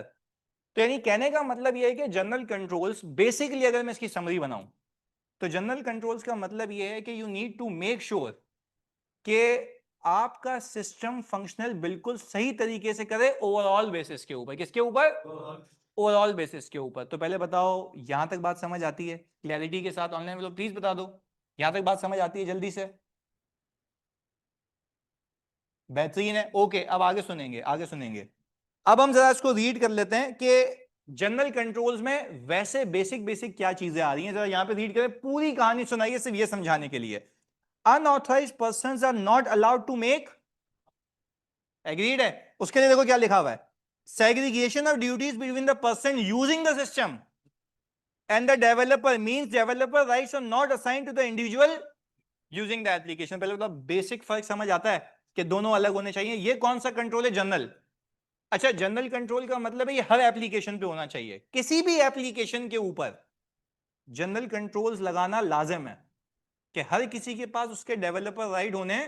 अब जैसे मैं इजी पैसा की एग्जांपल दूं, मैं उसको ऑडिटर हूं, अभी तो इजी पैसा बैंक बन गया है, डिजिटलाइजेशन हो गई है उसके अंदर, सुनना आगे हुआ गया है। फॉर एग्जाम्पल इजी पैसा बैंक, अगर आप लोन लेने जाएं तो मैंने आपको पहले भी बताया उसका क्रेडिट स्कोरिंग मॉडल है। आप लोन अप्लाई करते हैं वो आपकी ट्रांजैक्शन हिस्ट्री को देखता है। अगर किसी को फ्रॉड करना हो ना, उसमें जो पैरामीटर सेट हुए हुए हैं उसको कोई भी जाके प्रोग्राम चेंज कर दे, तो अगर डेवलपर राइट्स हो तो वो क्या करेगा, जैसे ही लोन के लिए अप्लाई करेगा उसके लिए मिलियन का लोन आ जाएगा बगैर किसी ह्यूमन इंटरवेंशन के। तो क्या उस पे भी डेवलपर राइट्स यूजर के पास होने चाहिए? नहीं होने चाहिए। अब एक बात है, अगर मैं ये राइट्स क्रेडिट ऑफिसर को दे दूं ना, सबसे पहले उसकी नीयत खराब होगी। तो फिर वो पता है क्या बोलेगा, वो बोलेगा ये काम करते हैं प्रोग्राम चेंज करते हैं टकाटक लोन बाहर, और कोई देखने वाला, क्योंकि सिस्टम ऐसे फंक्शनल हुआ है कि ऑटोमेटिक पैसे जाएंगे। और मैं तुम्हें वैसे बता देता हूं कि ये तो खैर हो भी चुका है एक बार, पर उसमें कोई आई थिंक 2.5 मिलियन तक निकले थे। तो उसके बाद उन्होंने अपनी सिक्योरिटी और स्ट्रॉन्ग कर दी। मैंने हुआ ये होगा कि भाई एक आध दोस्त बैठा होगा, सिस्टम में कोई मेल फंक्शन हुआ। अब हुआ ये कि भाई अच्छा, अब सिस्टम में मेल फंक्शन हुआ तो इसका मतलब ये है कि एक बंदे को पता लगा भैया उसमें लिमिट है वैसे 20,000 रुपए की। अब एक बंदे के पास आ गए 1 लाख रुपए, उसने दूसरे को बोला भैया तू भी ले, तेरे को भी मिल जाएंगे। वो टकाटक पूरी चेन। अच्छा, जब हमने असेसमेंट की थी इसकी कि फ्रॉड किस हद तक हुआ है, तो ये इन्होंने तो नहीं किया, सिस्टम के फेलियर से हुआ। तो हमने सबसे पहले ये पूछा भाई ये जनरल कंट्रोल तो फेल नहीं था, हर किसी के पास एक्सेस तो नहीं होता? नहीं है। उन्होंने बोला ये था कि जो प्रोग्रामिंग हुई हुई थी ना वो तो हुई हुई थी, पर एक एप्लीकेशन में ग्लिच आ गया था। तो जब एप्लीकेशन में मसला होता है ना तो सेम नेचर का मसला होता है। यानी फॉर एग्जांपल अगर मल्टीप्लाई बाय 2 है तो सारे मल्टीप्लाई बाय 2 होंगे, एग्रीड है? तो सारे क्या होंगे? अब एक बंदे ने 5,000 का लोन लिया होगा तो उसने जाहिर सी बात है उसने मल्टीपल इफेक्ट कर लिया, उसको मल्टीप्लाई हो गया कितने से 100 से, तो उसमें 100 का मल्टीपल लगा हुआ था। तो हमने फिर जाके देख लिया था कि भाई जो बंदा लोन मांग रहा है उसका 100 का मल्टीपल ज्यादा। तो हमने देख लिया कि मसला यहां तक स्पेसिफिक है और डेवलपर राइट्स किसी को दिए नहीं गए थे, तो एक मेल फंक्शन था। तो वो उसी वक्त रोका गया, बात समझ आ गई थी, फिर हमने जाके उसको सही करा लिया। और वो स्पेसिफिकेशन थी, मैंने उसको प्रोजेक्ट नहीं किया, याद करो, एनॉमली थी, मैंने उसको प्रोजेक्ट नहीं किया। मुझे पता लग गया तो शायद मैं ये बोलूं कि बाकी सब खत्म, या सिर्फ स्पेसिफाइड है। तो ये बात थी सोचने की कि मैंने उस हद तक काम किया, उसके आगे मैंने काम नहीं किया इस स्पेसिफिकेशन में। मैंने कहा भाई यही था फ्रॉड, इसके अलावा। अच्छा, क्या ये फ्रॉड वैसे तुम्हें बताओ, नहीं वो तो रिकवरी हो गई ना, एनआईसी तो होता है ना। यानी कहने का मतलब ये है कि आप इजी पैसा में ऐसे ही एंटर हो जाते हो या एनआईसी अपलोड होता है। तो जिस बंगी ने ये चोरी की थी या कोशिश की थी, चलो भाई देखो, फ्रॉड कब होता है? अपॉर्चुनिटी। और अपॉर्चुनिटी कब होती है? जब कंट्रोल ना हो। तो ये कंट्रोल फेलियर तो था। और क्या जनरल कंट्रोल फेलियर था? एप्लीकेशन। अच्छा, तो आप मुझे एक बात बताओ, जब ऑल टुगेदर ये एप्लीकेशन का फेलियर था, स्पेसिफिक टाइम के लिए था, एक तरीके से था, तो उन्होंने फिर वो आइडेंटिफाई किए, क्योंकि उसमें एनआईसी में सब आ रहा होता है, फिर वो खैर एफआईआर वगैरह कटी। तो वो उन्होंने बोला भाई सही है, गलत तो गलत है ना, आपको अगर मौका मिले तो क्या पैसे निकाल लोगे सारे? और मजे की बात ये थी कि उसी रीजन के बच्चे थे, यानी उसी रीजन में जो बैठे हुए थे ना, उसी में आजू बाजू में सारे दोस्त यार ही होंगे। तो हमें तो देखो होता है ना कि भाई लोन अगर गए हैं तो आपके पास मार्क हो रहा होता है एरिया, तो उसी एक ही एरिया में कंसेंट्रेटेड था क्योंकि और किसी को पता नहीं था। तो वो टकाटक निकालते गए पैसे उस वक्त में, तो उसी वक्त रोक लिया गया था। आई थिंक ये कोई हुआ भी सिर्फ कोई 15 से 20 मिनट के लिए था, उसमें 2.5 मिलियन निकल गए थे। नहीं तो वो तो ऑटोमेटिक है ना, वो बोले अप्रूवल मैकेनिज्म नहीं था। तो ये इजी पैसा पे जो तुम्हें डिजिटल लोन मिलता है, उसका कोई अप्रूवल नहीं है सिवाय किसके, सिस्टम के। वो है फिनटेक कंपनी ना, उसने क्या किया हुआ है, उसको सिस्टम किसने दिया है पता है, अलीबाबा ने। अलीबाबा क्या करता है, अपने जो सुपर स्टोर्स है ना, उनके लोगों के पैटर्न को असेस करता है, वो कितना खरीदते हैं, कितना बैलेंस रखते हैं, उसके हिसाब से वो स्कोरिंग करके, तो उसका पूरा एआई है जो आर्टिफिशियल इंटेलिजेंस का उसने मॉड्यूल लगाया हुआ है ना, वो कस्टमर के बिहेवियर को देख के इतना बैलेंस होता है, इतनी कंजम्पशन होती है, तो इसकी परचेसिंग पावर ये है। तो वो टेस्टेड है चाइना के लोगों पे, अलग अलग इकोनॉमीज पे, उसने फिर पाकिस्तान पे लगाया है। तो वैसे ही नहीं है, बड़ी इन्वेस्टमेंट है इसके पीछे। तो उसमें क्या ह्यूमन इंटरवेंशन नहीं है। तो अब मुझे बताओ, जब मैं ऐसी कंपनी का ऑडिट करने जाऊंगा तो मेरे लिए इस एप्लीकेशन के कंट्रोल चेक करने हैं या पहले इस पर जनरल कंट्रोल देखना है? अच्छा, जनरल क्यों देखना है, एप्लीकेशन देख लें, वरना ये हो जाएगा जो अभी हुआ, कोई भी मल्टीपल आ जाएगा, मुझे क्या पता। तो हम सबसे पहले जाके हम आईटी टीम को क्या बोलते हैं, कौन से कंट्रोल चेक करो, जनरल कंट्रोल चेक करो। अच्छा, जब वंस जनरल कंट्रोल की टेस्टिंग हो जाती है उसके बाद हम किस पे आते हैं। अच्छा भाई, पता है मैं क्या करता हूँ, तो मैं लिटरली बता रहा हूँ, एप्लीकेशन कंट्रोल पे क्या करता हूँ, मैंने उसके ना अलग अलग मॉड्यूल्स देखे हैं, वो बता नहीं सकता पर वैसे बता रहा हूँ तुम्हें, सुनो दबे अल्फाजों में, कि इतना जो है ट्रांजैक्शंस होंगी, मतलब मैं अमाउंट नहीं बता रहा ना, इतनी ट्रांजैक्शंस होंगी, इतना बैलेंस होगा तो इतना लोन, इतनी ट्रांजैक्शन होगी, इतना बैलेंस होगा तो इतना लोन। तो मल्टीपल प्रोबेबिलिटीज हैं, परम्यूटेशंस हैं, जिस पे तुम फॉल करोगे उसके हिसाब से तुम्हें लोन मिल जाएगा। अच्छा, ये कौन सा कंट्रोल टेस्ट किया मैंने, एप्लीकेशन। तो वो कौन सा कंट्रोल होता है कि हर किसी के पास राइट नहीं हो, वो तो जनरल है, ओवरऑल देखेंगे। तो पहले बताओ, पहली वाली बात समझ आती है जल्दी से। अच्छा आगे, लॉजिकल एक्सेस कंट्रोल्स। अच्छा, जो डेवलपर है, जो ऑल टुगेदर डेवलपर है, तो डेवलपर भी सिस्टम में एंटर होने के लिए पासवर्ड्स लगाएगा ना, कि हर कोई डेवलपर राइट्स के साथ एंटर ना हो पाए, तो पासवर्ड भी लगाएंगे। Can malfunction be material so it effect user decision the impact user, बिल्कुल ऐसा ही है भाई, अगर मेल फंक्शन ऐसा हुआ तो क्या वो मटीरियल हो सकता है। अच्छा, एक चीज, अगर तुम्हें मैं ऑडिट से कनेक्टेड रखूं, अगर मेल फंक्शन हुआ, वो चीज ऑल टुगेदर मैनेजमेंट ने फ्रॉड के नाम पे रिकॉर्ड भी कर ली, तो अब कोई मिस स्टेटमेंट तो नहीं है ना। तो आप ये नहीं कह सकते, क्या बोलते हैं वजह, आप ये नहीं कह सकते कि ये कोई इकोनॉमिक डिसीजन इंपैक्ट होगा। इकोनॉमिक डिसीजन इंपैक्ट तब होगा जब कोई मिस स्टेटमेंट हो। क्या ये मिस स्टेटमेंट है, नहीं है, या मैनेजमेंट ने मान लिया, मान लिया, पर आप ये देखते हो कि फ्रॉड इंटेंशनल है या नहीं है, क्या इनकी इंटेग्रिटी पे डाउट तो नहीं आता। पर यहां पे जो मैंने तुम्हें केस बताया, वहां पे गलती मैनेजमेंट की थी या सॉफ्टवेयर की थी, और वो मैनेजमेंट की तरफ से नहीं था। इंटेग्रिटी पे डाउट कब आता है, जब मैनेजमेंट इन्वॉल्व हो, सीनियर मैनेजमेंट इन्वॉल्व हो, तो आपका डाउट आता है इंटेग्रिटी का। अदरवाइज तो सही है, आपका मकसद ये है कि बुक करना है तो मतलब करना है, नहीं कर रहा तो मिस स्टेटमेंट है। क्लियर है भैया, ओके आगे। अच्छा, फिर फायरवॉल का मतलब समझ आता है, अनऑथराइज एक्सेस के लिए। अच्छा, access should be revoke when the employee has resigned, ये क्यों, तो इसको आप जनरल क्यों कह रहे हैं, सबके लिए है भाई, सबके लिए, कोई बंदा जो गया उसको एक्सेस होना, अगर उसको एक्सेस है तो मतलब he can do anything in the system, general control. बात समझ आती है। अच्छा, ये डेवलपर वाला नहीं है, हम कह रहे हैं कि बंदे को हटा दो सिस्टम से, क्योंकि उसके पास चेंज करने का इख्तियार होना नहीं चाहिए। अच्छा, फिजिकल एक्सेस कंट्रोल्स की क्या एग्जांपल दी थी मैंने, कि कोई भी बंदा आके सर्वर को उठा के ना ले जाए, क्योंकि डेटा तो वहां पे। क्लियर है। अच्छा, इसको मैं जनरल कंट्रोल इसलिए कह रहा हूं ना, ये ओवरऑल है, जैसे मोबाइल के ऊपर ओवरऑल कंट्रोल, ये भी ओवरऑल कंट्रोल। अच्छा, तो इसके बाद आती है क्या, एप्लीकेशन। अच्छा, अब एक एक मजे की चीज, अगर मैं कहूं कि मेरा सैलरी सिस्टम है, पेरोल सिस्टम, मैनुअल में किया हुआ है, हाँ या नहीं, चले एक एक करके सुनते हैं। मैनुअल में किया हुआ है, याद रखिएगा, सेकंड वाला दोबारा बता दें। लॉजिकल एक्सेस कंट्रोल मतलब पासवर्ड्स, लाइबा पासवर्ड्स, कि अगर एक बंदे को प्रोग्राम चेंजेस करने हैं तो उसके लिए भी उसको एक पासवर्ड डालना पड़ेगा, और ये भी हो सकता है पासवर्ड के साथ वन टाइम पिन भी है, ओटीपी। जब तक वो ओके नहीं होगा तब तक वो बंदा सिस्टम में एंटर नहीं हो सकता, तो ये भी हो सकता है। सही है। अच्छा, अब आगे सुनिएगा फोकस के साथ, लाइबा ये क्लियर है, जल्दी बता दें ताकि आगे चलें, ये क्लियर है बात, ओके। तो ये तो हो गया फिजिकल एक्सेस कंट्रोल्स तक, ऊपर तक की कहानियां सारी। अब मैंने कहा, अगर आप ऑल टुगेदर एक सिस्टम बना रहे हैं, नया बना रहे हैं सिस्टम, तो एक जेनरिक बात कर रहा हूं, आप जनरल कंट्रोल तो ये कहते हो ना कि जो ओवरऑल एप्लीकेबल हो, फिर हमने बात की कि चलो आप पेरोल सिस्टम की बात करते हैं थोड़ी सी।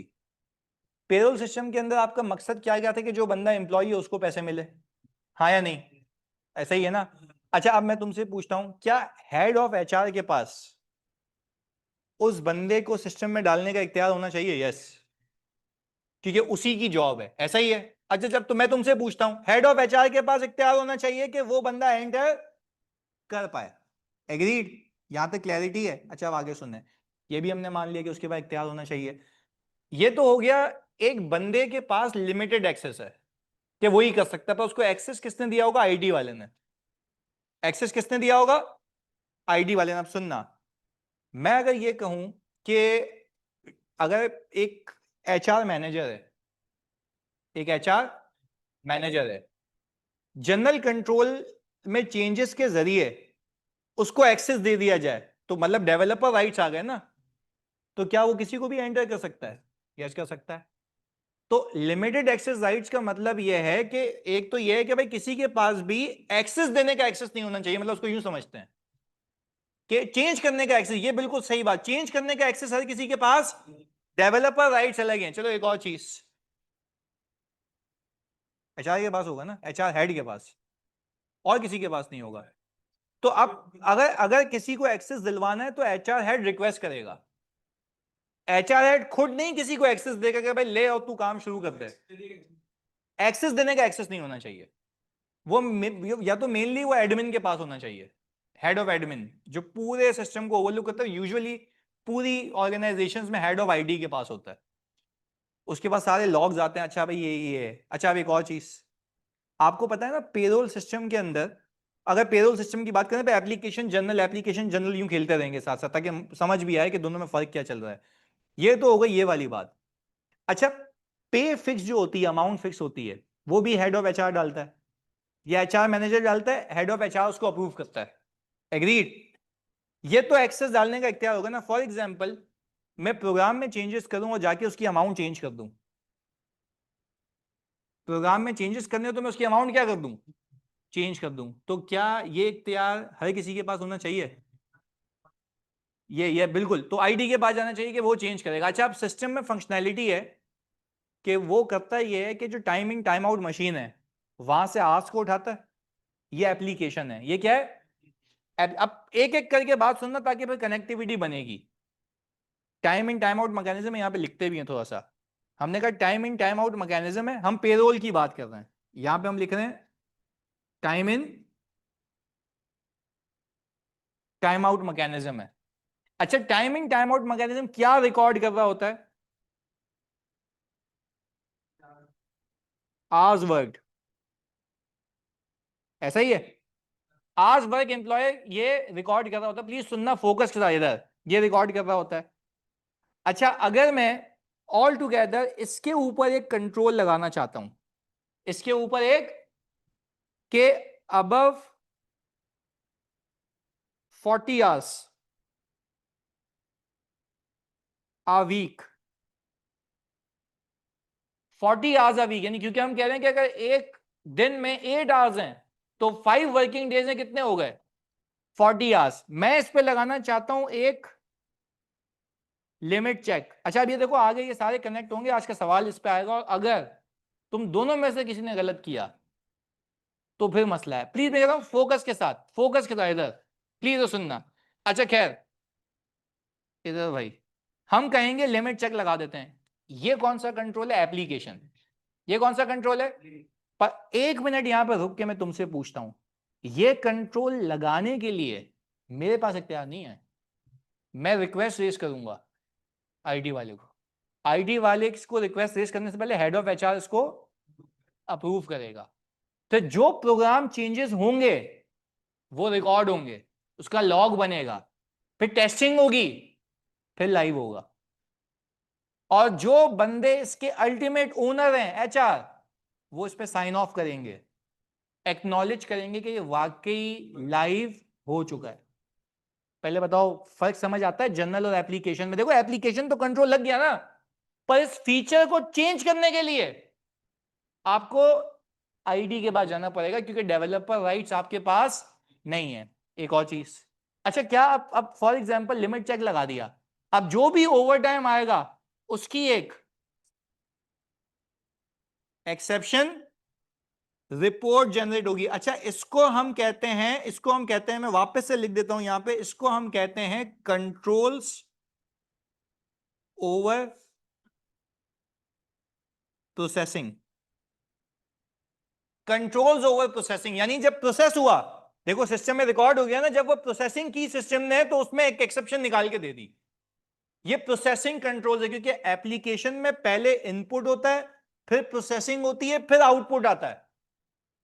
फिर से पहले, अच्छा इनपुट क्या होता है? Time in processing multiplication sum, process हुआ। अच्छा, प्रोसेसिंग में अगर कोई भंड आया तो एक्सेप्शन रिपोर्ट, ये रही।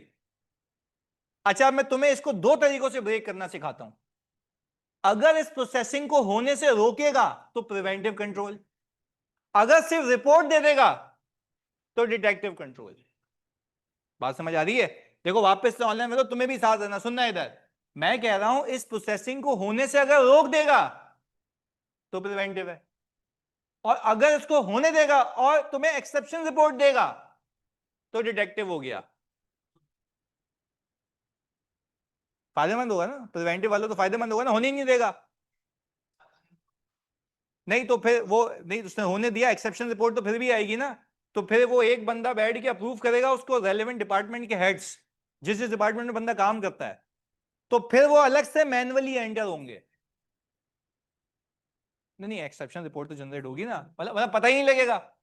वो तो फिर ये हो गया कि अंडर स्टेटमेंट ऑफ एक्सपेंसेस हो जाएगा, वो तो उलट हो जाएगी ना कहानी। हम तो ये कह रहे हैं एक्सेप्शन रिपोर्ट तो दोनों आएंगी, पर इट डिपेंड्स अपॉन हमने कंट्रोल कैसा लगाया हुआ है, प्रिवेंटिव या।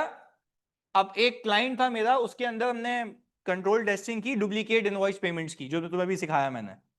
उसमें क्या होता था, डुप्लीकेट इनवॉइसेस को प्रोसेस कर रहा था पर एक्सेप्शन रिपोर्ट दे रहा था।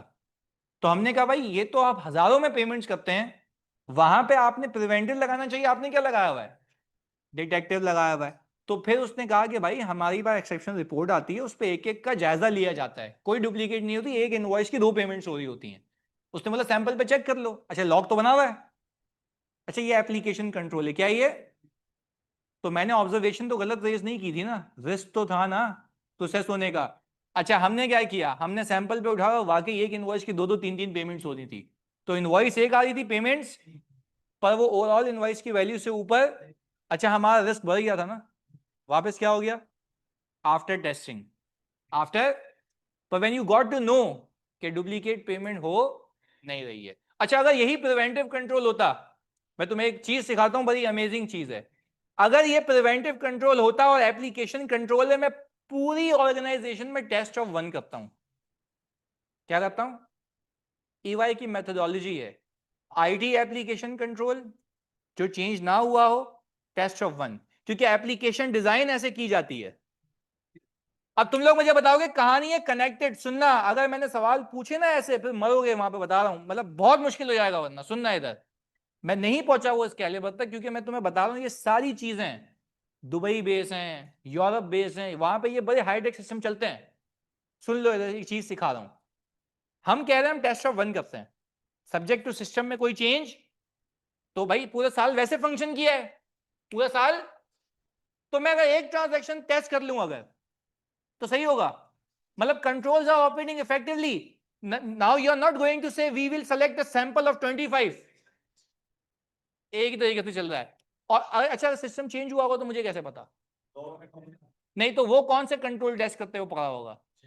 General control. यस, ये बात सिखाना चाह रहा हूं, जनरल कंट्रोल टेस्ट करते हुए पकड़ा होगा कि प्रोग्राम चेंजेस क्या हुए हैं। तो जब प्रोग्राम चेंजेस होंगे मैं मैप कर लूंगा, अच्छा इस एप्लीकेशन में ये चेंज हुआ है और 6 महीने बाद चेंज हुआ है, तो 6 महीने पहले का एक सैंपल, 6 महीने बाद का। भाई this is why I do control testing of general controls. ये लॉजिक है, मतलब ये तुम्हें वैसे बता रहा हूं, बाखुदा लाइव कह रहा हूं, कोई नहीं सिखाएगा, पर तुम्हें मैं जेन्युइनिटी सिखा रहा हूं कि भाई जेन्युइनली ऑडिट होता कैसे। कि यार तुम हाईटेक एनवायरनमेंट में बैठे हो, समझो उसको। 6 महीने पहले क्या हुआ, 6 महीने, अच्छा पूरे साल कोई सिस्टम में चेंज नहीं हुआ, तो तुम्हें कैसे पता लगेगा? नहीं, जनरल कंट्रोल की टेस्टिंग में। और फिर मैं तुमसे एक सवाल करूं, जनरल कंट्रोल की टेस्टिंग से कैसे पकड़ोगे नहीं हुआ चेंज? लॉग देख लेंगे, लॉग को इंस्पेक्ट करूंगा, कोई एप्लीकेशन पे चेंज। अच्छा एक और चीज, अच्छा एप्लीकेशन तो फिक्स एसेट भी हो सकती है, एप्लीकेशन तो सैलरी पेरोल भी हो सकती है। तो ऐसा हो सकता है पेरोल में चेंज आया हो और फिक्स एसेट में ना आया हो। अच्छा ऐसा हो सकता है कि ऑल टुगेदर फिक्स एसेट में आया हो पेरोल में ना आया हो, बिल्कुल हो सकता है, डिपेंडिंग अपॉन कि कौन सी एप्लीकेशन को चेंज किया गया है। और खुद सोच लो यार, अगर मेरे पास लॉग नहीं अवेलेबल तो स्कोप लिमिटेशनों को ऐसे नेचर की हो गई कि सब्सटेंटिव मुझे सबूत दे ही, पर डिपेंडिंग अपॉन, ऐसे नहीं कि मैं कह रहा हूं सबूत नहीं दे सकते तो पेपर में लिख के आ गया, पहले सिचुएशन देख लेना एंटिटी कौन सी, वो बोले 50 एसिड होते हैं तो भाई खुद कैलकुलेट कर लियो, पता चले वहां चिपका के आ गए substantive alone can not provide sufficient appropriate audit evidence, बोलेगा भाई 50 है भाई पूरी टेस्ट कर ले, उसमें कंट्रोल्स दरकार थे, कंट्रोल्स की रिक्वायरमेंट ज्यादा कहां आती है, चाहे ज्यादा ट्रांजैक्शंस हो, मिलियन हो। अब मैं तुम्हें अगर पीडीसीएल की एग्जांपल दूं, यूफोन की एग्जांपल दूं, टेलीनॉर की एग्जांपल दूं, जोंग की, जैस की, क्या इसमें एप्लीकेशन कंट्रोल्स के ऊपर जो जनरल कंट्रोल लगे हुए हैं उसको टेस्ट किए बगैर ऑडिट हो सकता है? अच्छा वो मुझे बोले कि जो स्विचेस हैं, स्विचेस मतलब जो कॉल रिकॉर्ड करते हैं, वहां पे क्या चेंजेस होते हैं हमें नहीं पता। नहीं एक बात बताओ, ऑडिट हो सकता है? क्योंकि रेवेन्यू रिकॉर्ड ही उसकी बेसिस पे होता है, तो वो कह रहा है एप्लीकेशन टेस्ट कर लो ना। जनरल फारिग है तो एप्लीकेशन कंट्रोल टेस्ट करने का कोई फायदा नहीं है। तो पहले बताओ ऑनलाइन वालों क्या लॉजिक, देखो मैं फिर कहानी पे कहानी, सिचुएशन पे सिचुएशन सिर्फ इसलिए सुना रहा हूं कि समझ आए एप्लीकेशन में और जनरल में फर्क क्या है। क्लियर है? चलो एक तो ये बात हो गई। अच्छा मैं एक वैसे चीज एक बता रहा हूं कि पेरोल की बात चली रही थी, तो मैं एप्लीकेशन कंट्रोल्स अगर नाम गिनवाता जा रहा हूं तो लिमिट चेक आपने देखा है, एग्जिस्टेंस चेक देखा है।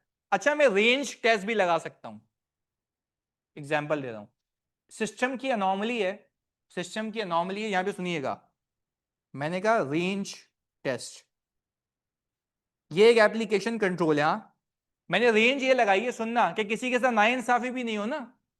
मैंने कहा एक बंदे के एक हफ्ते में कोई 2 घंटे से नीचे आ रहे हैं, 10 से नीचे आ रहे हैं।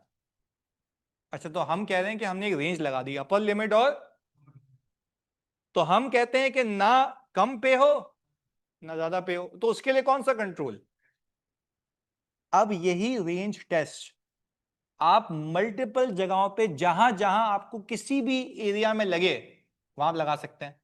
जैसे आप कहेंगे किसी एरिया में डेप्रिसिएशन इससे कम होता ही नहीं है और इससे ज्यादा हो नहीं सकता, वहां लगा दो। Again depending upon the situation wherever you want to use it, but genuinely सोच के। अच्छा फिर एक कंट्रोल आता है हमारे पास एप्लीकेशन बैच टोटल, ये भी इनपुट वैलिडेशन है। सुनना बैच टोटल है क्या, था उसको सीखते हैं। हम कह रहे हैं कि अगर एक कंपनी है जिसमें हम कह रहे हैं मैनेजर्स हैं, सुपरवाइजर्स हैं और ट्रेनीज हैं, ट्रेनीज की सैलरी कभी भी इससे ऊपर नहीं जाती, तो हमने एक कंट्रोल लगाया पूरे पूरे बैच का टोटल होना चाहिए। इसको हम कहते हैं वैलिडेशन। क्या कहते हैं? कि जो इनपुट्स हो रहे हैं वो वैलिडेटेड है या नहीं है, वैलिड है या नहीं। अच्छा ये क्लाइंट या कंपनी कोई भी ऐसे ही कंट्रोल लगा देती है या हिस्टोरिकल की बेसिस के ऊपर? अच्छा मुझे बताओ, अगर मुझे फॉर एग्जांपल इस चीज को चेंज कराना हो कि बैच टोटल में ये एम्प्लॉयज डालो, डेवलपर के पास जाएंगे, वो कौन से कंट्रोल, लॉग बनेगा, चेंजेस होंगे, टेस्टिंग होगी, एक्नॉलेजमेंट होगी, ये सारी चीजों के बाद होगा। तो पहले बताओ दोनों में फर्क समझ आता है, जनरल कंट्रोल और एप्लीकेशन कंट्रोल। चलें अब इसको रीड करते हैं। जैसे पेरोल में कि कितनी सैलरी होनी चाहिए, बिल्कुल। अच्छा एक बात बताओ, ये भी अच्छा इन्होंने आइडिया दिया, सुनो। हम ये कह सकते हैं कि पेरोल में अगर मैनेजर का स्लैब है तो बाय पॉलिसी मैनेजर की सैलरी इससे ऊपर हो ही नहीं सकती और इससे नीचे नहीं हो सकती, रेंज टेस्ट लगा दो, सिंपल है। और टोटल मैनेजर्स की सैलरी देखनी है तो बैच टोटल लगा दो। Again depending upon the situation, आपसे सोचें, ये रट्टा नहीं लगा लें बैच टोटल ये वो याद करके फायदा क्या है, सिचुएशन पे डिपेंड करता है कि कौन से कंट्रोल आप यूज कर सकते हैं। अच्छा सिंपल, मैं किसी को अनऑथोराइज एक्सेस नहीं देना चाहता अपने लैपटॉप का, पासवर्ड लगा दो, लॉजिकल एक्सेस कंट्रोल्स। क्लियर है? अच्छा फेशियल रिकॉग्निशन लगा सकते हैं। अच्छा एक और चीज प्लीज सुनना, अब ये बैच टोटल की अपर रेंज चेक लगा सकते हैं। देखो अपर लोअर रेंज तो अलग हो गई ना। अब बैच टोटल का मतलब है एक स्पेसिफाइड पॉपुलेशन का टोटल चाहिए, एक स्पेसिफाइड पॉपुलेशन का। अच्छा मैं ये इसलिए इतनी बकवास कर रहा हूं कि आज जो सवाल आएगा उसमें तुम्हारा दिमाग खराब हो जाएगा। उसमें रिस्क भी है, उसमें कंट्रोल्स भी हैं, उसमें आईटी कंट्रोल भी है, उसमें सब्सटेंटिव भी है। कितने हो गए? 4। और सिर्फ रिपोर्ट नहीं है बस। सही है। तो 4 चीजें हैं, तो वी नीड टू असेस के आपको कितना आता है सिचुएशन को अप्लाई करना। अच्छा अब एक और चीज, अच्छा ये भी अच्छा कंट्रोल देखो। अब ये आइडियाज होता है तो मजा आता है। शहीद भाई कह रहे हैं सर एक बंदे से एक पीओ बनता है, पीओ के अंदर 50 आइटम हो सकते हैं। अबे हाँ या नहीं? उस पर बैच टोटल लग सकता है। अच्छा पीओ के अंदर 50 आइटम है, मैंने 5 लैपटॉप मंगवाए, 4 एसी मंगवाए, ये करके तो बैच टोटल आ सकता है ना। तो आप ऑल टुगेदर ऐसे करें ना कि जब आप अपना सिस्टम बना रहे हैं वेंडर मैनेजमेंट सिस्टम, उसमें पीओ पे बैच टोटल लगा दें। क्या आपको पता लगेगा भाई अगर वो बंदा बोलता है कि मुझे अलग अलग आइटम्स की अलग अलग पेमेंट चाहिए, तो आपके लिए रेलेवेंट कंट्रोल हो गया। कौन सा कंट्रोल? Batch total. एसी की पेमेंट अलग होगी, लैपटॉप्स की पेमेंट अलग होगी, प्रिंटर्स की पेमेंट अलग होगी। तो मैं कह रहा हूं कि आपकी नीड के हिसाब से क्या आपको बैच टोटल लगाना है, तो वो यूज कहां पे हो सकता है। पहले बताओ, बात समझ आती है? एक और चीज आपने इम्तियाज में देखा होगा या किसी भी ऐसे सुपर स्टोर के अंदर जहां पे बारकोड लगा हुआ होता है, ऐसा है? अच्छा क्या हम कह सकते हैं कि उस कंट्रोल को मैं कहता हूं इनपुट ऑथराइजेशन कंट्रोल, यानी मेरे पास सेल्स प्राइस इनपुट करने का राइट नहीं है। जो प्राइस सेट हुई हुई है वो हुई हुई है। अच्छा if I want to change the price, क्यों? डेवलप, अच्छा if you want it to change, request करोगे किससे? हाँ अच्छा तो सेल्स का हेड है वो ओके करेगा, डेवलपर के पास जाएगा, वो प्राइसिंग पूरी क्या होगी? चेंज होगी। अच्छा फिर एक काम करते हैं ना, फिर अगर प्राइसिंग उसने बोल दिया ओके तो बस टकाटक शुरू हो जाएंगे वापस, फिर टेस्टिंग होगी और फिर लाइव होगा। भाई पूरी डॉक्यूमेंटेशन की बात क्लैरिटी है। पहले बताओ सिर्फ आज की क्लास ये समझाने पे, वैसे बताऊं 80% तो आईटी वैसे ही हो गया, सिर्फ रीड कराना है अभी। सिर्फ बातों बातों में भी निकाल दिया, अभी रीड कराता हूं, देख लेना। इधर देखो, हमने ये कहा controls over development of a system. जब आप सिस्टम खुद बनवा रहे होते हो या खरीद के लाते हो, उसके दौरान आपकी कंसिडरेशंस में क्या क्या होना चाहिए, जरा ये सुनना। Program is design as per the IT standards. अच्छा जैसे अकाउंटिंग स्टैंडर्ड्स होते हैं इसी तरीके से। अच्छा कोई आपको बोले, एक एक एग्जांपल देता हूं। बैंक्स हैं आजकल वो यूज करते हैं T24। T24 एक ऐसा सॉफ्टवेयर है बैंकिंग का जो तकरीबन बैंक पाकिस्तान में यूज करते हैं, सिवाय 2 बैंक्स को छोड़ के। वो पुराने सिस्टम के ऊपर है। अच्छा सब में एक्सेप्टेबिलिटी क्यों है T24 यूज करने की? आईटी स्टैंडर्ड्स के बेस पे बना हुआ है। उसमें जो कंट्रोल्स होने चाहिए वो है, फायरवॉल जो लगाना चाहिए वो है, हाई क्वालिटी सर्वर्स हैं, आईटी स्टैंडर्ड्स के मुताबिक बना हुआ है। जैसे जैसे दुनिया इवॉल्व होती है, फ्रॉडुलेंट फाइनेंशियल एक्टिविटीज होती रहती हैं, वैसे वैसे आईटी स्टैंडर्ड्स क्या होते हैं, और जैसे हमारे ऑडिटिंग स्टैंडर्ड्स भी अपडेट होते हैं। तो वो कहता है भाई ये स्पेसिफिकेशन होनी चाहिए, इतनी स्पीड चाहिए, इतनी फंक्शनैलिटी चाहिए, तो ये चीजें रिक्वायर्ड है, इतना इतना पैसा लगेगा।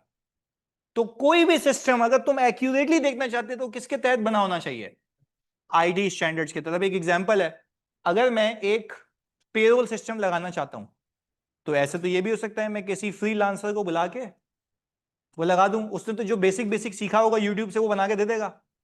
पर अगर मैं एक आईटी कंपनी को हायर करता हूं, प्रॉपर एक्सपीरियंस होगा, प्रॉपर स्टैंडर्ड्स को फॉलो करके कि ये कोडिंग है जो जनरली लोग एक्सेप्ट करते हैं।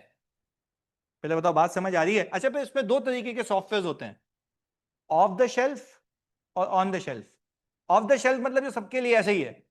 फॉर एग्जाम्पल ARTT है, उसको तो अपना सिस्टम अपनी नीड्स के हिसाब से बनाना चाहिए ना, कि जिसमें हमारा पोर्टल हमारी बिलिंग सिस्टम से लिंक्ड हो, सिस्टम ऑटोमेटिकली आपके एक्सेस को रिवोक कर दे अगर फीस पेड ना हो। तो मैं सिंपल ये कहूंगा कि भाई मैं एग्जिस्टेंस चेक लगा देता हूं, किसी का बैलेंस इससे कम है तो ब्लॉक हो जाए, किसी का बैलेंस से कम है तो ब्लॉक हो जाए। अच्छा इस ब्लॉक की फंक्शनैलिटी को चेंज कराना चाहता हूं, फिर क्या करूंगा? वही जनरल कंट्रोल।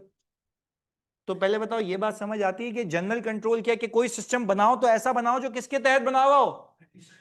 अच्छा आईडी, अब कहानी देखो लिंक कैसे करता हूं। आईडी स्टैंडर्ड्स के तहत बना हुआ होगा तो बाखुदा उसमें एरर के चांसेस कैसे, स्टैंडर्ड्स के हिसाब से बना, टेस्टेड है, दुनिया मानती है। अच्छा अगर उसके एरर के चांसेस कम होंगे तो ये किसी एक स्पेसिफिक एप्लीकेशन का मतलब ये ओवरऑल सही चलेगा। वेरी गुड यार, ओवरऑल सही चलेगा। आगे सुनो, training before the system is live. अच्छा अगर मैं लोगों की ट्रेनिंग करवा रहा हूं तो क्या ये जनरल कंट्रोल है? जनरल कैसे हुआ?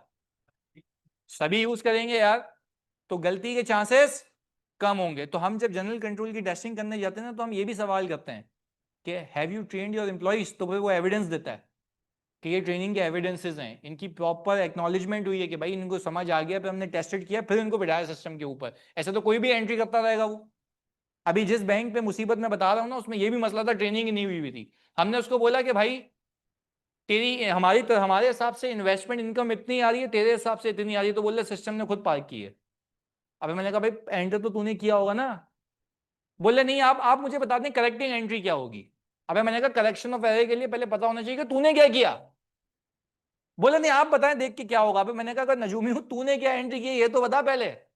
उन्होंने भाई ने किया हुआ ये था, इन्वेस्टमेंट बेची तो इन्वेस्टमेंट होनी चाहिए क्रेडिट, कैश होना चाहिए, और बाकी इनकम। अगर ज्यादा पैसा आया है इनकम की जगह अदर एसेट क्रेडिट हुआ हुआ था। पता नहीं कौन सी अकाउंटिंग थी। हमने हमने हमने ये डिटेक्ट कैसे किया था, इस बात को समझो। हमने पूरा ना जेई डंप निकाला, if you remember, JE testing के अंदर। तो बाद में समझ आया कि साला वो गेन रोक के बैठा हुआ था कि आगे जाके कोई लॉसेस आएंगे तो उससे एडजस्ट करेगा, डिलेइंग टैक्टिक्स। तो फिर हमने तो हर तरीके से उसको जकड़ लिया ना जनरल कंट्रोल्स में, यहां से वहां से फंस गए ये लोग। खैर एनीवेज, हाँ इकरा यूनिवा मतलब सही है। अच्छा इधर प्लीज सुनना। अच्छा अब ये देखो, system is develop as per the organisational needs. अच्छा मुझे एक बात बताओ, अगर बीइंग इन एआईटीटी मुझे जो सिस्टम बनाना है क्या वो मेरी ऑर्गेनाइजेशन नीड्स के हिसाब से होना चाहिए? अब लेट्स से अगर हम कोई कोर्स सेल करते हैं तो हमारे पास जो इंटरफेस होना चाहिए उसके अंदर सीआरएन, उसका नाम, उसकी अटेम्प्ट, ताकि वो बाद में आए बोले भाई मैं तो एक बार पेपर रुक चुका है तो मुझसे कितने लेने हैं आपने, 5,000 या 7,000 जो भी है ना। पर ये सारी चीजें सब कही होंगी जब वो मेरी ऑर्गेनाइजेशन नीड्स के हिसाब से। अब फॉर एग्जांपल हमने एक सॉफ्टवेयर बनाया, हम सॉफ्टवेयर कौन सा लेके आ गए मार्केट से जिसमें आप रिकॉर्ड कर रहे हैं सेल्स और सीओजीएस डेबिट। भाई कौन सी सीओजीएस डेबिट हो रही है, कौन सी कॉस्ट है भाई? सिस्टम ऑटोमेटिक एंट्री बनाया जो सिस्टम फंक्शनल हुआ है ना कि ये करना है, तो क्या मेरी ऑर्गेनाइजेशन नीड्स के हिसाब से होना चाहिए? Yes sir. तो हम ये कहते हैं कि आप ऑफ द शेल्फ भी लेके आओ ना, उसको टेलर करवा लो अपनी नीड्स के हिसाब से। जैसे मैंने तुम्हें बताया कि लिंकेज होनी चाहिए, प्रॉपर मैसेजेस जाने चाहिए कि भाई आप ये क्लियर करें, पोर्टल ऑटोमेटिक ब्लॉक हो जाना चाहिए। तो वो ये कह रहा है ये जनरल कंट्रोल्स हैं। अगर ये कंट्रोल्स नहीं लगाओगे सिस्टम में होंगे एरर, और अगर सिस्टम में एरर हुए तो आपके फाइनेंशियल स्टेट में कहीं भी कुछ भी मसला, तभी इसको कहां कवर किया गया है? जनरल कंट्रोल्स में। तभी कहां कवर किया गया है? अच्छा अब अगर वैसे ऑफ द शेल्फ का मतलब यह है कि आप ये कह रहे हो कि भाई कोई भी मार्केट में जैसे आप जाते हैं तो आप विंडोज की सीडी ले आते हैं, क्या वो लाइसेंस वर्जन होता है या एम ही होता है? तो वो ला के आप लगा दो, खत्म। एंटिटी की नीड्स के हिसाब से नहीं होता। चलो अब एक और चीज प्लीज सुनना, समझने की बात है। कॉपी होती है ना वो, तो हम कह रहे हैं वो पायरेटेड वर्जन होते हैं, कॉपी होती है वो आपकी ऑर्गेनाइजेशन नीड्स के हिसाब से नहीं होती। तो अगर आपको कोई भी सॉफ्टवेयर, अच्छा एक पोर्टल है जैसे, वो भी एक एप्लीकेशन है, हाँ या नहीं? अच्छा मैं तुम सबसे पूछता हूं, अगर एक पोर्टल है तो मैंने उसको हिसाब से डिजाइन करवाया ना कि पहले टीचर्स के नाम आ रहे हो, जिस टीचर का कंटेंट चाहिए उस पर क्लिक करेगा फिर आएगा। ये क्या है? डिजाइन हुआ हुआ है as per the organisational needs. अच्छा अब अगर मैं उसमें एक फीचर है, जैसे अभी मेरी सर अहमद से बात हो रही थी आज दोपहर में, तो मैंने अनीब को ना वो एक्सेस दिया हुआ है पोर्टल पे अपलोड करने का पीडीएफ। अच्छा अब यहां पे हमारी लिमिटेशन ये है कि उसको ओवरऑल एक्सेस मिलता है, यानी वो किसी को एक्सेस भी दे सकता है, वो किसी को। तो सहमद ने मुझसे पूछा कि यार वो ट्रस्टेड है? मैंने कहा भाई मतलब वो सांस भी पूछ के लेता है तो आप मतलब ट्रस्टेड क्या मतलब है? तो सुनना, खैर सुनना भी। तो मैंने उनको कहा कि सर यार आप इसमें प्रोग्रामिंग चेंजेस करा देते हैं ना, मतलब हम तो एक्सेस देते हैं अगर किसी को, यानी किसी को भी एडमिन का राइट देते हैं तो वो तो कुछ भी कर सकता है।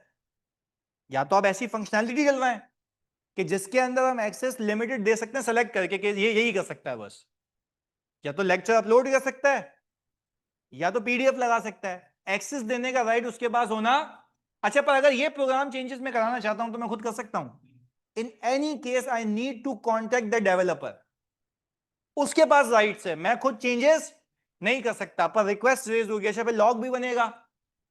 तो पहले बताओ ऑर्गेनाइजेशनल नीड समझ आती है? ये तो अभी आज की एग्जांपल है कि क्या अभी जो पोर्टल बना हुआ है उसमें एक मेरी ऑर्गेनाइजेशनल नीड पूरी नहीं हो रही है। वो क्या है? एक बंदे को लिमिटेड एक्सेस दे दो। अच्छा, अब अभी जो एक्सेस जाता है वो ओवरऑल, वो किसी को डिलीट भी कर सकता है, किसी को ऐड भी कर सकता है, किसी को एक्सेस भी दे सकता है। वो बोले हाँ भाई मेरे को 2000 में देता हूँ एक्सेस, तुम मेरे को 2000 पे दो, लेके बैठ गया। भाई कहां ट्रैक करेंगे? बात समझ रहे हो? तो इसका मतलब ये है, तो बोला अनील से बात करनी पड़ेगी। सही है। अच्छा खैर, अब सुनो, प्लीज सुनना। अब ना वापस बताता हूं। हाँ, मतलब ऑर्गेनाइजेशन नीड्स के, अब देखो एक, इधर सुनना जानी, एक वैसे बता रहा हूं, एक स्कूल है, सही है, वो फिजिकल क्लासेस देता है, कोई ऑनलाइन ऑनलाइन का चक्कर नहीं है। हमने एआरटीटी ने वो सॉफ्टवेयर खरीद लिया। अच्छा, वो सॉफ्टवेयर खरीद लिया मैंने, वो पता है क्या करता है? स्टूडेंट का नाम आ रहा होता है, फादर नेम आ रहा होता है, क्लास आ रही होती है। भाई यहाँ पे क्लास है या सब्जेक्ट्स हैं? अच्छा, अब वो क्लास 1 2 3, अब मैंने यहाँ पे अकाउंटिंग वाले को लगा के दिया, उसने एमएफए डाल दिया क्लास 1। अच्छा, हम ढूंढ रहे भाई एमएफए का सब्जेक्ट कितने लोगों को मिला? सर क्लास 1 में बैठे हुए बच्चे। भाई पहले बताओ ऑर्गेनाइजेशन नीड्स के हिसाब से है? नहीं है। हाँ हाँ, ये देखो। अब दूसरी चीज, उसमें सिस्टम के अंदर फिक्स हुआ हुआ है कि एक बच्चे की फीस 45,000 है, यहाँ पे 5,000 नहीं देते।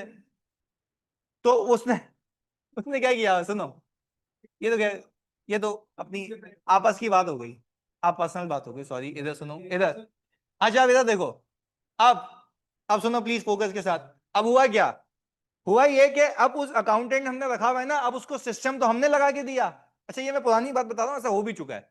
सिस्टम लगाया तो ऐसा फारिग उस वक्त ऑनलाइन नहीं था, था फिजिकली, पर फिर भी ऑर्गेनाइजेशन नीड्स के हिसाब से। अच्छा, अब उसके अंदर क्या हुआ हुआ था कि एक लिमिटेड एक्सेस राइट है, यानी उसमें वो अमाउंट चेंज नहीं कर सकते थे। फॉर एग्जाम्पल कोई एडमिशन लेने आया, तो क्लास 1 में एडमिशन लिया तो फीस उसकी 25,000। भाई उसने खुद, अच्छा उसने अपनी खुद कोडिंग की हुई थी, क्लास 1 एमएफए, ये वाला सब्जेक्ट, ये FAR 2, ये लिखा हुआ टकाटक लिखा हुआ ना। अच्छा, हमने उससे पूछा भाई हमारे कितने पैसे आए? सर क्लास 1 में इतने आए। सर हम बोल रहे भाई क्या दिमाग खराब है, क्लास 1 कौन सी है? अच्छा, फिर हमने पैसे देखे तो वहां पे मिलियंस में आ रहे। अच्छा, सर अहमद बोले आज शीशा पियेंगे, उसने बोला नहीं सर ये माइनस करेंगे, वो तो 25,000 के हिसाब से रिकॉर्ड हुआ हुआ है। अच्छा, हमने कहा 25 के हिसाब से क्यों हुआ हुआ है? वो बोले सर सिस्टम रिकॉर्ड ही 25 करता है। तो मैंने कहा फिर हमारी फीस क्या है? उसने बोला जो आपकी आई है मैंने पर्चे पे लिखी है, दोनों का डिफरेंस ये आ गया। तो कहने का कहने का मतलब है ना, वो तो खैर वो भी ज्यादा ही थी इधर। पर देखो 25 और 5 में फर्क है यार। यार 20-20 हजार रुपए की आपने एक्सपेक्टेशन बढ़ा दी ना हमारी। अच्छा पहले बताओ इस एग्जांपल से क्या आपको टेलर मेड सॉफ्टवेयर का मतलब समझ आता है? कि आपकी अच्छा देखो, आप मुझे बताओ, इसमें फिर उसने मैनुअल काम किया, और मैनुअल काम में एरर और फ्रॉड के चांसेस ज्यादा थे। तो हम सिर्फ ये सीखना चाह रहे हैं कि जनरल कंट्रोल्स की कुछ की एलिमेंट्स हैं, एक एक करके डिस्कस करके जरा इसको क्लोज करते हैं। जनरल कंट्रोल में हम ये कह रहे हैं कि डेवलपर अलग होना चाहिए, यूजर, अच्छा क्या चेंजेस का लॉग बनना चाहिए, टेस्टिंग होनी चाहिए, ट्रेनिंग होनी चाहिए, फायरवॉल्स होने चाहिए, फिजिकल एक्सेस कंट्रोल होने चाहिए ऑर्गेनाइजेशन नीड्स के। अच्छा, और हाउ टू यूज इट की पूरी गाइड होनी चाहिए। ये कैसे? अच्छा फॉर एग्जांपल अगर हम प्ले स्टेशन भी लेके आते हैं, उसमें भी गाइड होती है। मोबाइल आप निकालते हो, चलो वो तो चलाने आता है, उसमें भी छोटी सी गाइड होती है कि ये कर लेना, तुम यूं फेंकते हो ढाके, ये तो मेरे को आता है। सही है। तो कहने का मतलब ये है कि हमें आता है। अच्छा खैर, पहले बताओ जनरल कंट्रोल्स का मतलब समझ आया कि क्या है? अच्छा अब ये रीड कर लेते हैं। Program is design as per IT standard, training system develop as per the organization लीज, फुली डॉक्यूमेंटेड एज टू। अच्छा और ये देख लो, change management, segregation of duties between the person using the system, ये हो गया। request for the change should be raised and changes initiated after, logs of changes should be, testing should be done before, acknowledgement changes from the, किससे acknowledgement ले रहे हैं? जिसने changes कराई है, वरना बोलेगा आईटी वाले तेरे को क्या मस्ती है, तू चेंज करके बैठा हुआ। जिसने रिक्वेस्ट रेज की पहले उससे एक्नॉलेज करो कि जो उसकी नीड थी उसके हिसाब से काम हुआ या नहीं हुआ, क्योंकि यूजर वो है, डेवलपर कोई और है। और आखिरी चीज देख लेंगे, बैकअप मैनेजमेंट। मैं कह रहा हूं मैंने बड़े बेहतरीन कंट्रोल लगा दी है, मैंने कहा बेहतरीन काम हो गया भाई, डेवलपर अलग, ये कोई चेंज वेंज नहीं कर सकता, सब पप्पू चल रहा है। मसला ये है कि जहां पे पूरी रिकॉर्डिंग हुई है मेरी ट्रांजैक्शंस की, वही करप्ट हो गया, तो क्या ऑर्गेनाइजेशन की कंटिन्यूटी का इशू आ जाएगा? तो देखो यहां पे लिखा हुआ है बैकअप मैनेजमेंट। पहला इसमें मैंने लिखा है डिजास्टर रिकवरी प्लान। जब बैंक्स होते हैं ना हमारे पास, ये पीटीसीएल जैसा क्लाइंट होता है जिसमें हाई टेक एनवायरनमेंट होता है, हर दर्जे की इंफॉर्मेशन होती है, उसमें आपको एक तो इंफॉर्मेशन को सेव भी रखना होता है ताकि आपके ऊपर कोई लीगल प्रोसीडिंग्स ना आ जाए, और दूसरा आपको बैकअप अरेंजमेंट ऐसे करने होते कल को हैक हो तो आपके ऑपरेशंस डिस्टर्ब ना हो। तो उसके लिए होता है क्या, ये लोग करते हैं सर्विस लेवल एग्रीमेंट्स किसी और एंटिटीज के साथ जो कि ये बैकअप प्रोवाइड करते हैं, उनका काम ही ये होता है बैकअप अरेंजमेंट्स। जैसे कि हम बोलते हैं यार आप मुझे प्रूफ करके बताएं कि आपने आईटी ड्रिल की थी, मैंने क्या बोला, आईटी। अच्छा, आईटी ड्रिल ये होता है कि फॉर एग्जांपल अगर कोई आफत आ जाए, आपका सिस्टम हैक हो जाए, तो कितने सेकंड्स में आप अपने नए सिस्टम पे आ सकते हो। यानी एग्जांपल अगर बैंकिंग हैक हो जाए तो पूरे ऑपरेशन रुक जाएंगे ना, और कोई बिलियंस का नुकसान हो जाएगा। तो हम ये कहते हैं कितना क्विकली आप इस सिस्टम को कट डाउन करेंगे और दूसरे सिस्टम पे मूव हो जाएंगे, उसको हम कहते हैं डिजास्टर रिकवरी प्लान। पहले बताओ लॉजिकल बात समझ? अच्छा, ये मैं जनरल क्यों कह रहा हूं, ये हर एप्लीकेशन पे होता है, सब पे करना पड़ेगा। तो अब अगर मैं अपने ARTT की एग्जांपल दूं और हमारे लेक्चर्स की एग्जांपल दूं, what if someone try to have access on it and delete it, तो तुम फॉर एग्जांपल एक बार हुआ था ऐसे पहले, मतलब बहुत पहले की बात है, सीए फाइनल की बात बता रहा हूँ। हुआ ये कि पेपर बच्चों के करीब है, आपको पता है बच्चा जागता कब है, पेपर के करीब, और वो बिल्कुल जो एक तो फॉर्म का बच्चा बिल्कुल कोने पे आके नया नया हिसाब किताब आया था, हम भी आईटी सीख रहे थे। यानी एक तो भाई जो आईटी का जदीद दौर आया वो तो कोविड के बाद आया, और हमारी भी होशियारी थी, हम अपना पोर्टल बना रहे थे, हमने डेवलपर को लगाया था जो कि आईटी स्टैंडर्ड्स के हिसाब से वो प्योर जुगाड़ू बंदा। अच्छा, हम उसको कहते थे तूने चेपियां लगा लगा के पोर्टल बनाया है, एक दिन ये मसला एक दिन ये मसला। अच्छा, उसने जब लेक्चर लगाया तो कोई भी बंदा क्लिक करके डाउनलोड, देखो वाह यार क्या बेहतरीन सिक्योरिटी है, कोई भी बंदा डाउनलोड कर सकता। बोला हाँ सर बच्चों की ईज के लिए। मैंने कहा तेरी बच्चों की ईज के लिए लेक्चर चले जाएंगे वैसे ही। बोला नहीं नहीं भाई, इंसान का बच्चा बन तो नहीं बनाया था, सुनो इधर, सुनो प्लीज फोकस के साथ। खैर, अब बात सुनना, अब वो चेपीओ पे चल रहा पोर्टल। अब मसला ये हुआ कि यार जब वो पोर्टल ऑब्वियसली चेपीओ पे चल रहा, तो हुआ ये कि बीच में ना, अब जैसी बात है, वो जब डाउनलोड करने का एक्सेस था तो बच्चे में मस्ती थी किसी, भाई ने लेक्चर उड़ा दिए। अच्छा भाई, अब हमने, अच्छा अब एक ही हमारे पास ड्राइव थी, एक ही ड्राइव थी, क्योंकि पहली पहली बार हम लाइव गए थे ना, देखो बंदा सीखता भी तो है ना यार, तो पहली पहली बार लाइव गए थे। अच्छा ऑडिट में तो समझ आता है, हम क्लाइंट को बोलते थे बैकअप क्यों नहीं रखते, खुद ने रखा हुआ नहीं था इधर। अब एक ही ड्राइव थी, अब वो एक ही ड्राइव ना, ये हमारा मुर्तजा है ना जो इकरा यूनिवर्सिटी वाला, उसके पास पड़ी हुई बैग में घर पे सो रहा। अच्छा बच्चों ने जीना आराम कर दिया कि 3 हफ्ते बाद पेपर है। अच्छा भाई पोर्टल पे लेक्चर गायब हो गया, सीए फाइनल पूरा सर पे खड़ा हुआ। अब हम बोल रहे यार बैकअप अरेंजमेंट कहां से लाइए, तो लेक्चर ही गायब हो गए। हमने इसको बुलाया, इसकी ड्राइव चल नहीं रही भाई। अच्छा अब देखो एक पूरा मैकेनिज्म है ना कि लेक्चर पहले डाउनलोड होंगे, फिर पोर्टल पे वापस जाएंगे, अब पोर्टल पे वापस चलाएंगे फिर डिलीट हो जाएंगे। क्यों? आईटी स्टैंडर्ड के हिसाब से बना हुआ, चेपियां लगाई नहीं है ना। अच्छा पहले हमने उसको कहा भाई इतनी देर में लेक्चर डाउनलोड हो रहे हैं, तू खुदा के वास्ते ये डिलीट का ऑप्शन बंद कर। फिर उसको समझाया, उसने डिलीट का ऑप्शन बंद किया, डाउनलोड फिर भी खुला हुआ। तो बोल रहा सर मैंने डाउनलोड का ऑप्शन खोला तो इसलिए था कि कल को कोई डिलीट हो जाए, बच्चे के पास तो पड़े होंगे ना। मैंने कहा वाह भाई, अपने पास नहीं है। बोल रहा है अच्छा, फिर बेवकूफ ने ग्रुप पे मैसेज किया कि if anyone has the lectures can you please send us. बच्चा बोल रहा कितने में खरीदोगे? अब देखो ये तो वही बात है आईडी की, तो समझ रहे हो भाई तुम लोग इधर। तो खैर एनीवेज, तो इस पूरे सिनेरियो में तुम्हें सिखाने का और समझाने का मकसद ये था हाँ मुझे पता है ये होता है, इसलिए पर अभी हमने सिक्योरिटी हाई लेवल की हुई है ना, इसलिए वो मैं मतलब बताऊंगा तो वो लोग भी कॉपी कर लेंगे ना, मसला ही है इसलिए। तो खैर एनीवेज, अमेजोन का सर्वर होता है ना, वो यूज करते हैं हम लोग, महंगा है वो, बहुत महंगा है। तो उसके लिए जरा, अच्छा इसमें तो ये भी होता है ना कि अगर तुम कभी स्क्रीनशॉट लेने जाओगे तो स्क्रीन तुम्हारी, गेम अब वो ऑन कर लें, तस्वीर देख के करनी क्या तेरे को भाई, लाइव देख इधर। अच्छा फोकस। अच्छा भाई हाँ, वो बोल रहा मेरा माल मुझे ही, बिल्कुल। तो भाई वहां पे तो सौदे चल रहे थे उसको, अच्छा वो भी बच्चे भी तफरी सी है फाइनल के, तुम्हें पता है कैसे होते हैं, फुल शबाडर। वो उसको बोल रहे पैसे पता कितने देगा तो तेरे को बेचते हैं। अब ये चला हुआ हमने अल्लाह अल्लाह करके, फिर हमने एक चीज सीखी कि there should be a strong disaster recovery plan, वरना आपके ऑप्शन जो, अच्छा क्या गोइंग कंसर्न का मसला भी हो सकता था भाई। हाँ, नहीं मसला ये है कि मार्केट में जाती क्या, पूरा साल लेक्चर रहते हैं, पेपर के आगे डिलीट हो जाते हैं, कोई हिसाब किताब ही नहीं है, कोई रिकवरी प्लान। अच्छा अब हमारे जो सर्विस लेवल एग्रीमेंट है ना, within a minute we can cope up with the another portal. तो कहने का मतलब है अब फिर जब शऊर आता है, सीखने को मिलता है, तो समझ आती है बातें। तो पहले बताओ, disaster recovery plan, backup arrangement, service level agreement का मतलब समझ आता है कि आपने बैकअप्स रखे हुए हैं, सर्विस लेवल एग्रीमेंट्स किए हुए हैं, जिसमें आपने डिसाइड किया हुआ है कि इस वक्त पे ऐसे होगा तो फॉरेन डिजास्टर रिकवरी प्लान हो जाएगा। तो हम बेसिकली इसको कहते हैं, जब भी हम जनरल कंट्रोल को टेस्ट करने जाते हैं, आप मुझे आईटी ड्रिल की रिपोर्ट दे दें। किसकी रिपोर्ट? अच्छा आईटी ड्रिल ये होता है कि वो जानबूझ के ऐसी क्रिएट करते हैं सिचुएशन कि कितनी देर में बैकअप आता है। अच्छा अब तुम में से कोई अगर जहालत के किसी पैमाने पे पहुंचे तो पता है क्या करेगा, क्लाइंट को बोलेगा डिलीट कर मेरे सामने सारी चीजें। होता है ना, बच्चा बोले नहीं मैंने सर से सीखा है, तुम डिलीट करोगे रिकवर होगा। उसने बोला भाई वो रिकवर होता है, सिर्फ डिलीट नहीं होता।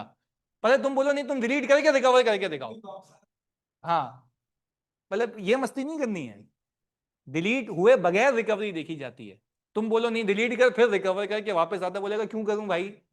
पहले बताओ बात समझ आती है? हाँ एप्रोप्रिएट ऑडिट एविडेंस। अच्छा जी चलें, अच्छा पहले बताओ, मतलब प्रॉपर नॉलेज के साथ जनरल कंट्रोल्स क्लियर होते हैं, पक्की बात है, we are done with the general controls.